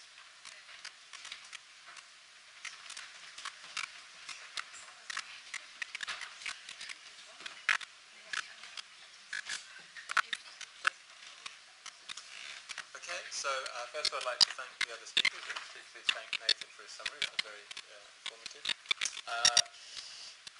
What to respond to? So I think actually one of the points that Nathan made was that there is no way to determine whether a certain entity is an enlightened one or a non-enlightened one. At the end of the day, that's a question of belief.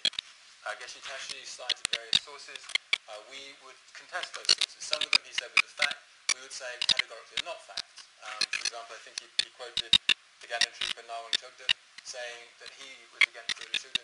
In his biography, that isn't mentioned. But anyway, the point that I'm trying to make is we could argue that forever. One of the things that became very clear is there is within the Gelugpa tradition a very clear lineage of relying upon Dorje Shugden that was held by Kyabje Chuden Rinpoche, one of the most highly regarded Gelugpa lamas, by his lama, Pabonka Rinpoche, and it would seem completely reasonable for that Gelugpa lineage to be able to continue within the Gelugpa monasteries.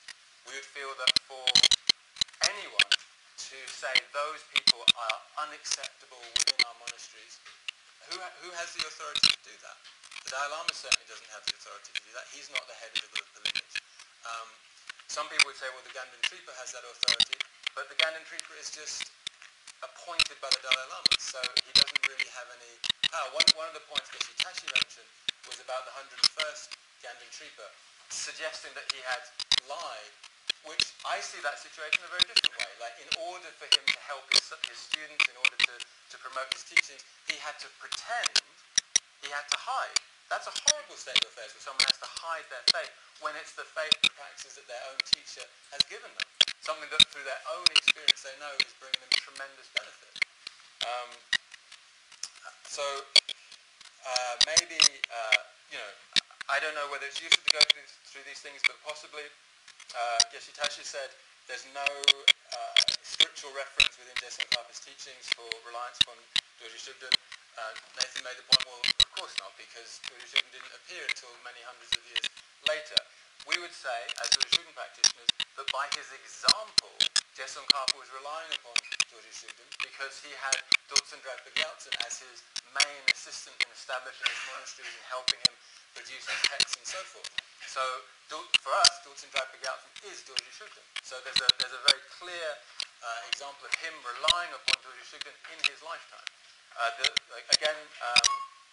The notion that because Dorje Shugden isn't mentioned in Je Tsongkhapa's text, therefore he's not a suitable protector for Gelugpas. Pauden Lama.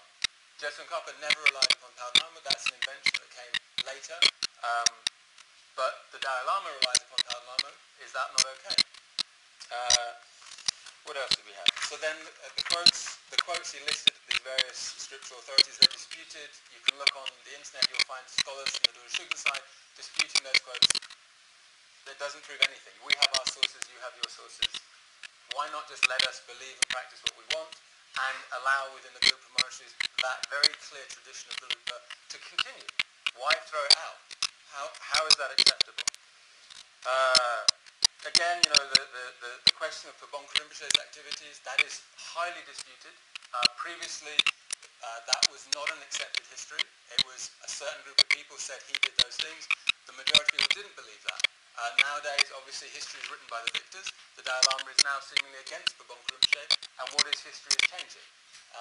You can read Geshe Lunda Dzogpa's autobiography. He was alive at the time of Pabonka. He was alive during the time these supposed events are happening. He says the opposite was happening. He said Pabonka Rinpoche was just a very inspiring teacher. These slanders of him are completely unjust. He's a living testimony of having been there at that time. Geshe Tashi again, he mentioned violence, he mentioned murders. No one's been convicted of those murders. And yet repeatedly, again and again and again, this slander is brought up forth. Surely people have a right to be presumed innocent until proven guilty. No one has been convicted.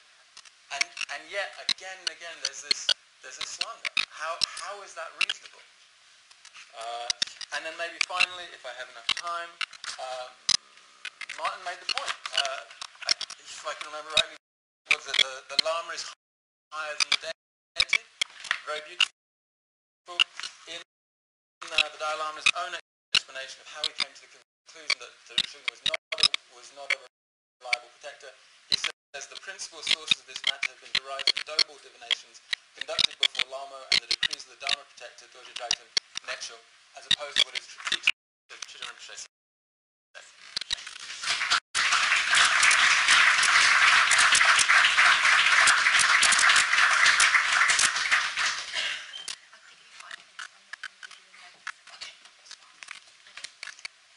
Oh yeah. So I want to make 3 points here. The first, His Holiness Dalai Lama never banned practicing this controversial Dharma protector. He strongly encouraged people not to practice, particularly people who want to come to his teachings. That's what how he stands. That's his position. Quite often they use ban. That's they want to people believe. Dalai Lama bans. Never. And particularly the Khalsang, he quoted few saying, oh, look at the Dalai Lama's website. Actual quotation made from Tibetan Youth Conference, Youth Organization's statement, not the Dalai Lama statements. He quoted twice, saying, oh, Dalai Lama's actual quotation, he said, it comes from Tibetan Youth Congress. And that is the fact. Quite often, he is the person, Khalsang, he presents this called ISC News Agent. I'll give you an example, just a small example, how he distorts the facts. In just July, I think July 14th, I think that's the case. Sorry, my notes are a little bit distorted.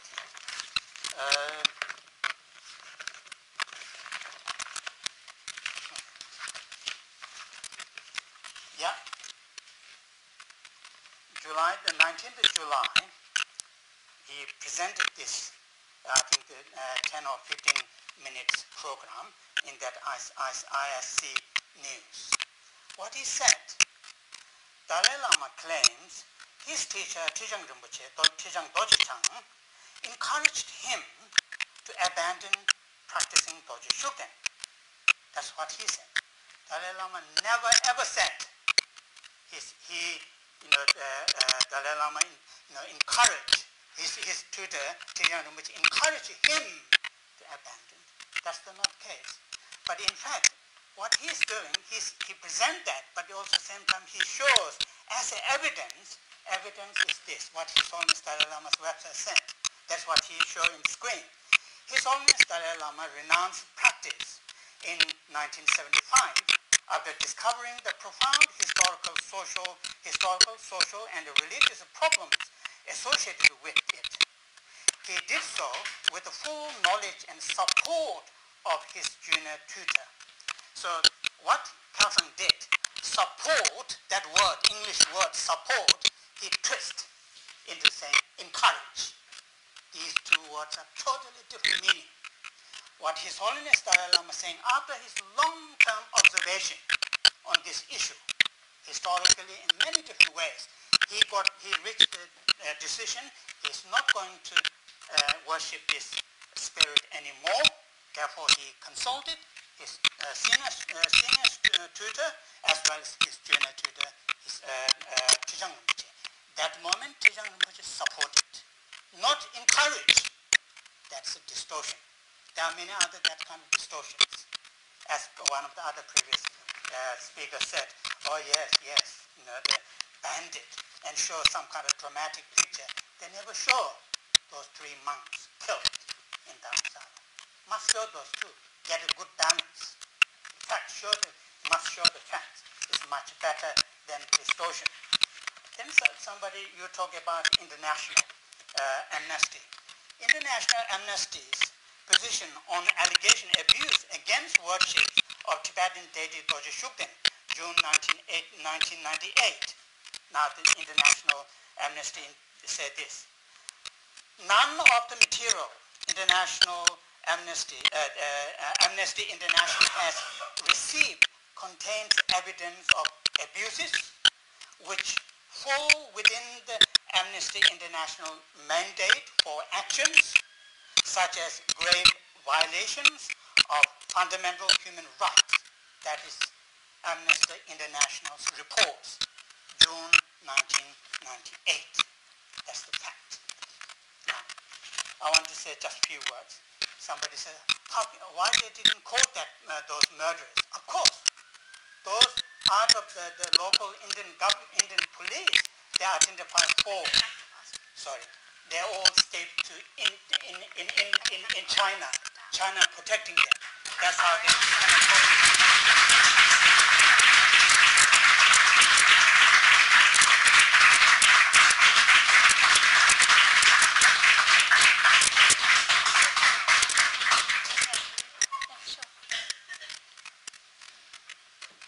Okay, I have a few different things to say. The first, I have a question for the NKT people here. The present Karmapa engaged in many prayers for the death of the regent who brought in the other Karmapa recently, who died, and there was a lot of dispute about what happened when he died, because he wanted to have burial in Nepal. But the present Karmapa still made all the burial prayers for this person who brought in the other Karmapa, right? So my question is, will the NKT also do burial prayers, whatever ritual they use, for His Holiness the Dalai Lama when he dies? Because in the Tibetan tradition, even with your other people, you do it. So that's just a question, okay? My next, you can answer it. No. We don't want anyone speaking from the No, but later. No, you have another slot. The other is that Kelsang Gyatso had to be non-traditional because he was expelled from Serajay Monastery unanimously in 1996. So he has had to create his own systems because he can't do the orthodox. He doesn't have 5 fully ordained monks to have a traditional ordination. He has to create his own. So the system has developed step by step from there to become something quite different. The last thing is, two more things very quickly. One is that we've created a Facebook group. Now, Facebook is fascinating because you can get contact with communities that are very different from say, in real life. So we're collecting information from Tibetans, from people on the ground in the monasteries. The other side had many websites already. The websites, the group we have on Facebook is called Talk About Shugden, and we're making lots of documents. We're having original documents from their website so you can read them. We're having all different information that we're collecting together. So from the Tibetan communities, we will please send in your side of the story as well, because that story isn't heard very much by us at all. And we've got people who can translate things. Sometimes it's a bit slow, but we do have translations. So please talk about Shugden on Facebook. The other one is, oh yes, on that Facebook group we're answering the videos. One by one we're going through the NKT ISC videos and having a conversation about them. So things like what Shitashi was saying now is the continuity of that. The last thing is a bit of fun really. I was quite astonished when I went outside the NKT and started looking around at protective practices. And something that was really astonishing for me was how different the Shugden practice in the NKT was from protective practice elsewhere. There was a lovely quote that one top teacher, Tibetan teacher, said, that Shugden, Dorje said, this friend I had who was a practitioner, he used to order Shugden around like a servant. And the idea, instead of being that kind of, it's quite difficult to explain Hotjil in the NKT, but you are Shugden, Shugden goes through you and you manifest when you're teaching. But this thing of ordering Shugden around, I found a really kind of exciting idea. Then the oracle practice, that was amazing. It used to exist in the NKT. I saw it myself in 1995 in Brighton, because Kelsang Gyatso's uncle was the Shugden oracle. But it was kind of kept a bit secret, and then when all these difficulties happened, he decided to stay in India with his students. So that separation, that's also created more problems of separation from Kelsang Gyatso, because he's had to make his own world, if you like. He's had to. And then the last one, in the Nyingma, I was talking to people about how they use protector practice, the Deva, Guru Deva Dakini. And the Deva is very interesting because you, on retreat, you bring up your own negativities, a very strong retreat, proper retreat, and liaised and connected again with the Tibetan communities. That would be a vision for the future. Thank you very much.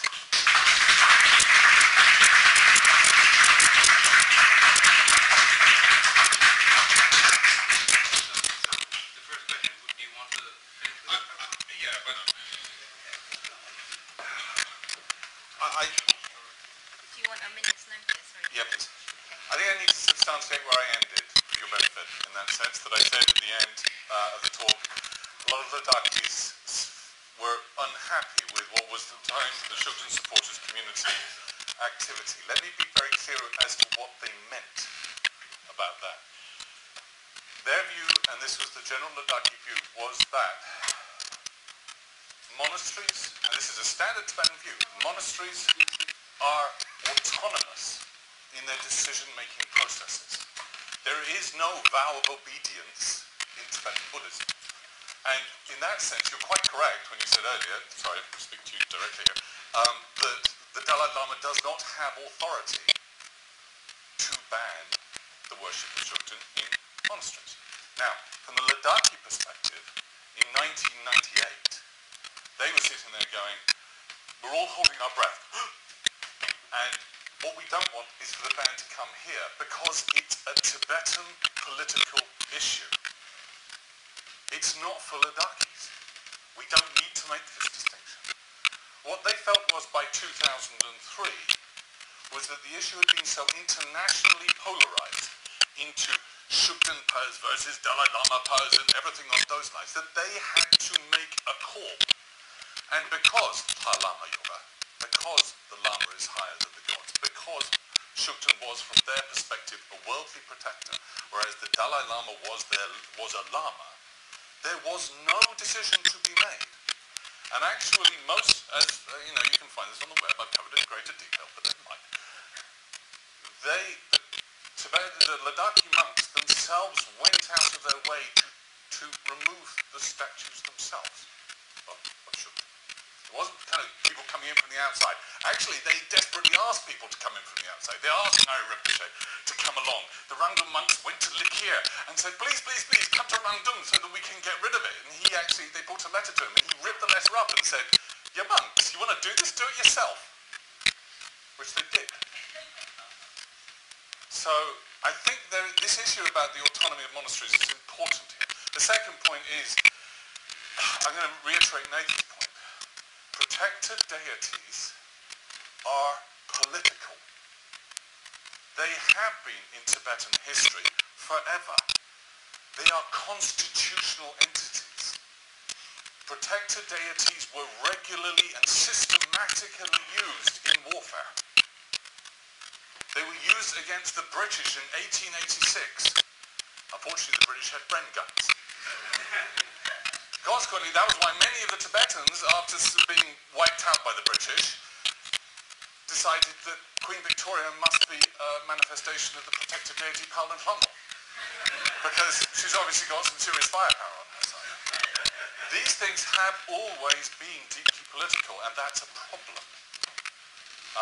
And it's a problem when we say, oh, we think that religion shouldn't be involved.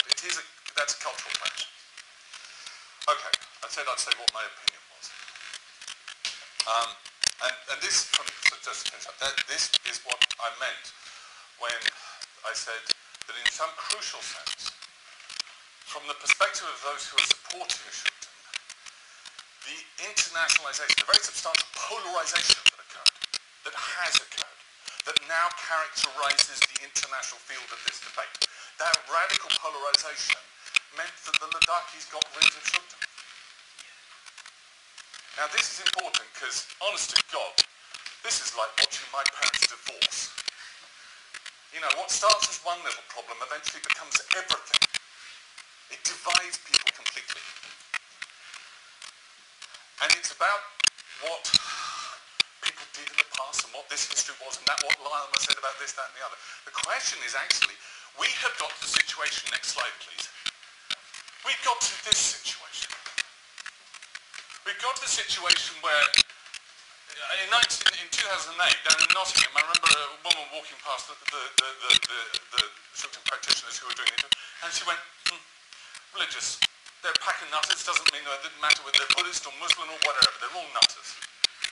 We got to a situation where the Central Tibetan administration is putting this kind of list up. This is rubbish, all of it.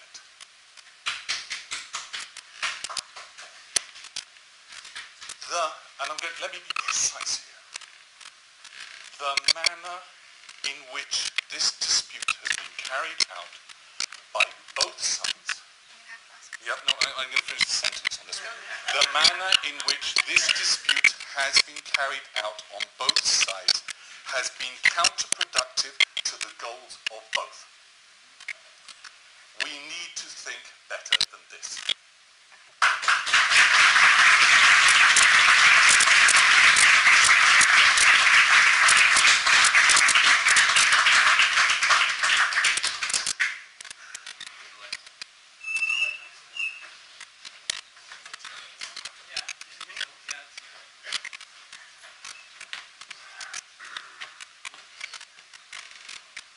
Well, actually, I don't have much more to say.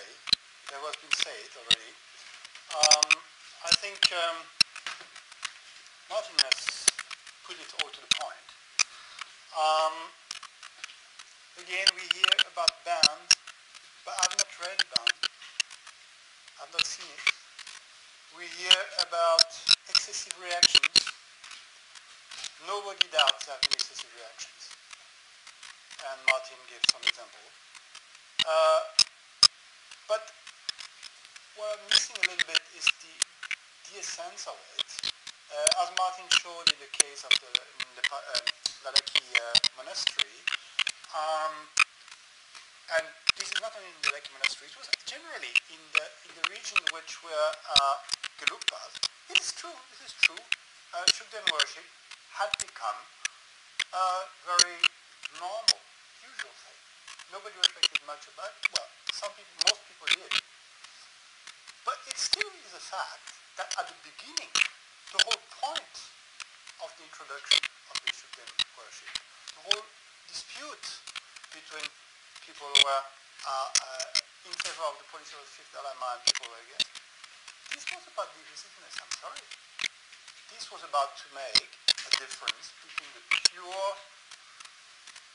teachings and those which were perverted by other schools. So, if we say that the Buddhist world is being divided, well, first it's not the Buddhist world who said that. I think it was Nathan who said, well, it's not the Buddhist world, it's the small Gelugpa world. Let's be correct about that. And it's been diverted. Yes, of course. When there is a dispute, people are divided, and that's normal. That's what happens in every society, and it happens in the field of religion, as we know. The religion is not only exception, so it's rather rule than exception that happens in the religious world, in religious things. But the point of dispute is about the question whether there is a school or a tendency or a lineage within Tibetan Buddhism which is more pure than others. It's not for me to decide whether it is so or not. I have to study that from outside, right? But at the moment when you take this discourse, we are representing the right. Of course, it's more the rule than the exception again in the world of religions. But that's always a problem everywhere. So we have to see that the whole Shugden issue from basis, from the very first day, is all about that. Who belongs to us is on the side of the pures, and who doesn't is not. And this is a divisive discourse, I'm very sorry. And if you have a divisive discourse, if you have divisive practice, and it goes into politics, and into how the government is run, and who, in the time of the exile, who's been sent to Switzerland from Dharamsala? The old people were from the relative Shugden circles. Why? Because those who were taking the decision were all belonging to the Shugden group. So you see, these things, which that has nothing to do with religion anymore, of course. It's a purely political, sociological issue. But this is linked from the start. And of course, when a religious authority like the Dalai Lama, now you may think he's right, you may think he's wrong, but he's an authority. And if he says, I don't agree with that, then every Tibetan, at least among the Gelugpas who are concerned directly, will have to take a position. Well, I agree with the Dalai Lama or I don't. And if they don't, I mean, as far as I'm concerned, it's all right. And of course, there should not be came to be damaged because of that. But again, we hear about people being killed, even about terrible things happening. We hear about that, but I haven't seen much evidence in it. I've heard and I've seen things which I think were not very nice. Martin was speaking about the list which was published on CTA's website. We've seen some not very nice words being written at, what was that, a shop or something like this, people tried to show attention to them. This is not nice. And this is certainly not in the sense of Tibetan Buddhism, of the essence of Tibetan Buddhism. But this is not Tibetan Buddhism, this is people. And who sits in a glass house should not throw a stone, isn't it? They say. Okay, there will be more to say, but she doesn't allow me.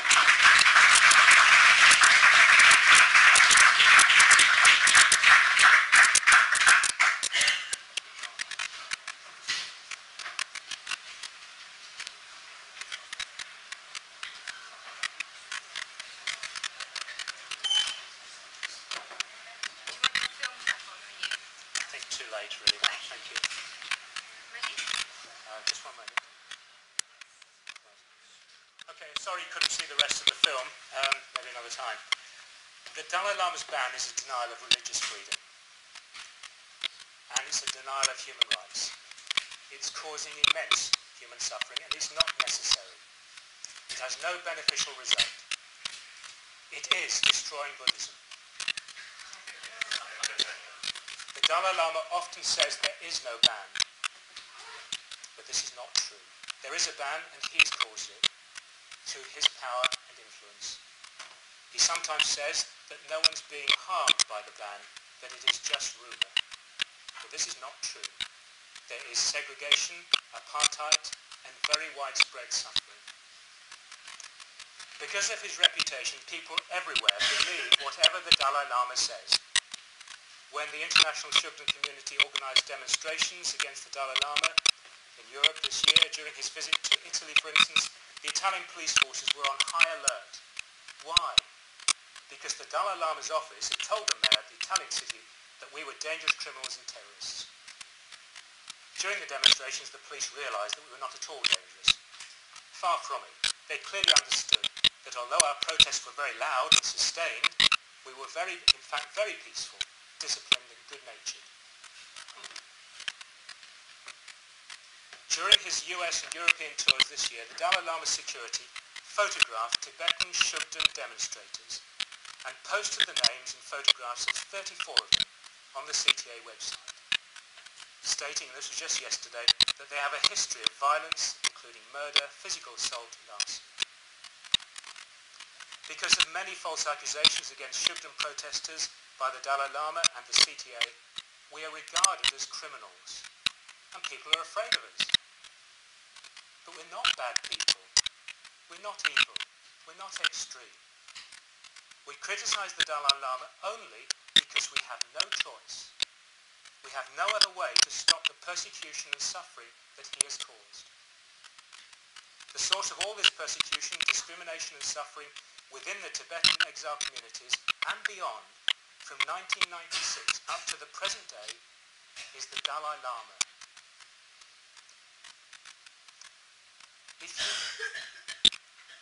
If you really want to help him, you should ask the Dalai Lama to change himself.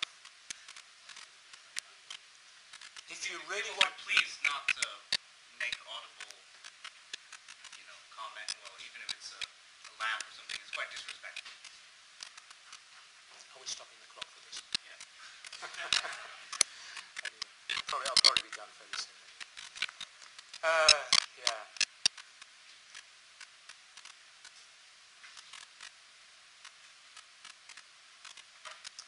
criticise the Dalai Lama only because we have no choice, as I say. We have no other way to stop the persecution and suffering that he's caused. The source of all this persecution and suffering, so what was I saying? If you really want to help him, if you really want to save and protect the Dalai Lama's reputation, you should ask the Dalai Lama to change himself. Because the source of this problem is himself.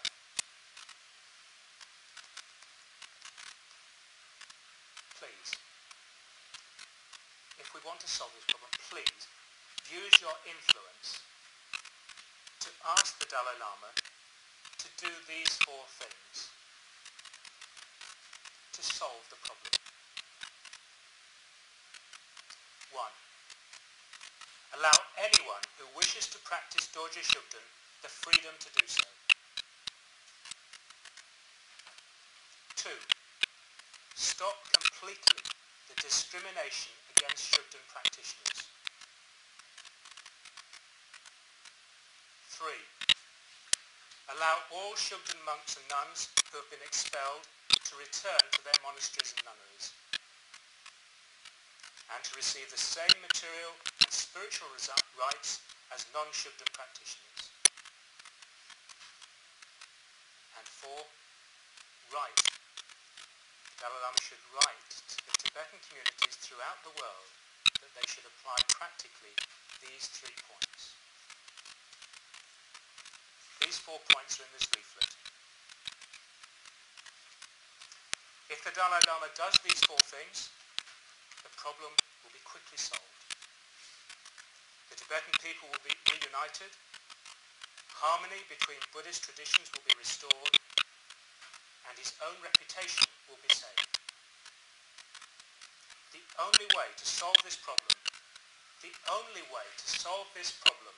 is for the Dalai Lama to change himself.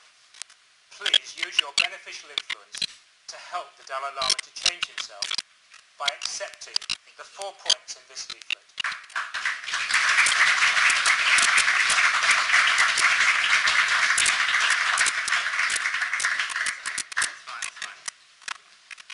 Okay, so now I'll just make a few points and then we'll close.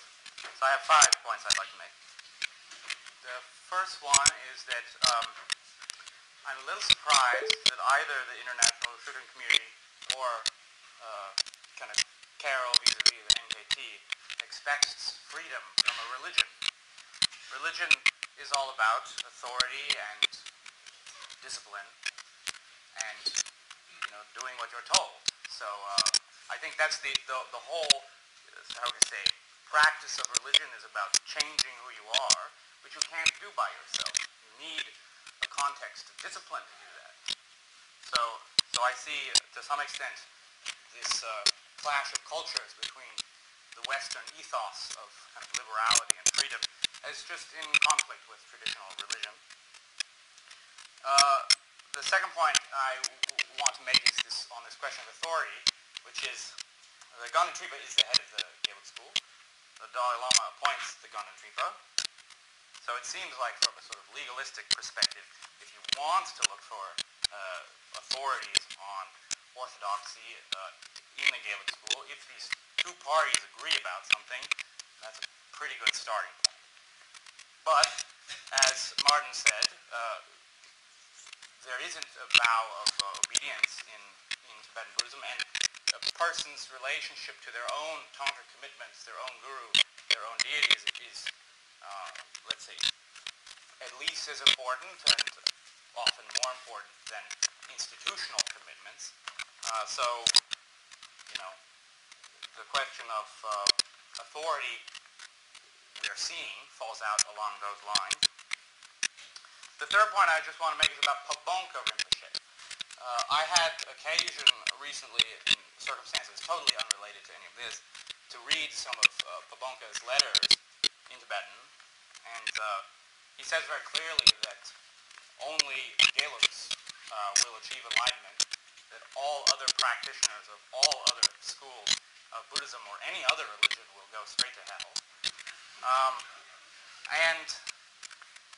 In those letters, he did not promote the violent conversion of monasteries, but it's relatively uncontroversial in Tibetan studies that he did that.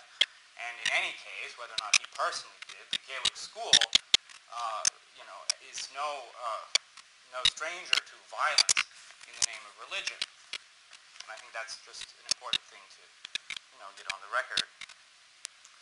And the fourth point is that the suffering that some propitiants of Dorje Shugden have experienced is self-evident.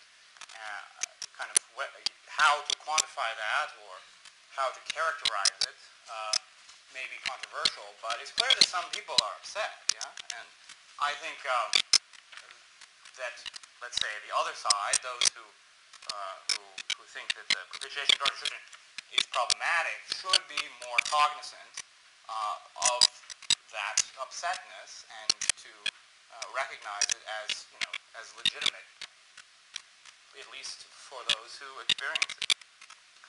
And then 5, I would really like to agree with Martin about the tone in which this controversy is conducted. I felt like tonight went kind of pretty good until we got to the 5-minute pieces.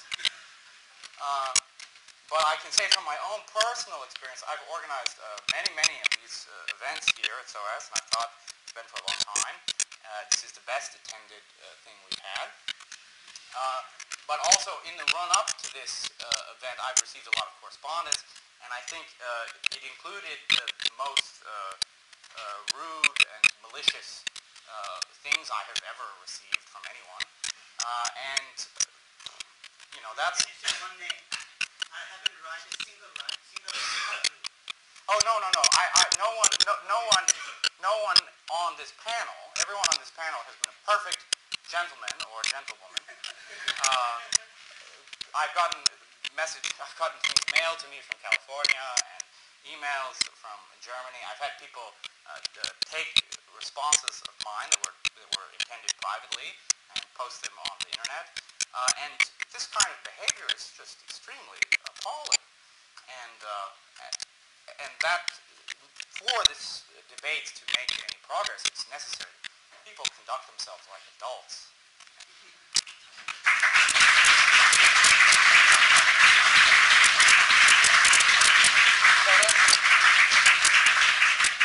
I'm left only to thank you all for coming, to thank Alice for her excellent timekeeping,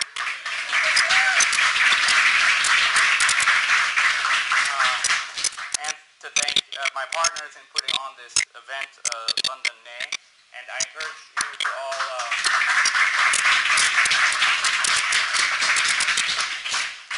you all to think about studying Tibetan at SOAS and attending other Tibet-related events that we may host. So thank you and have a good night.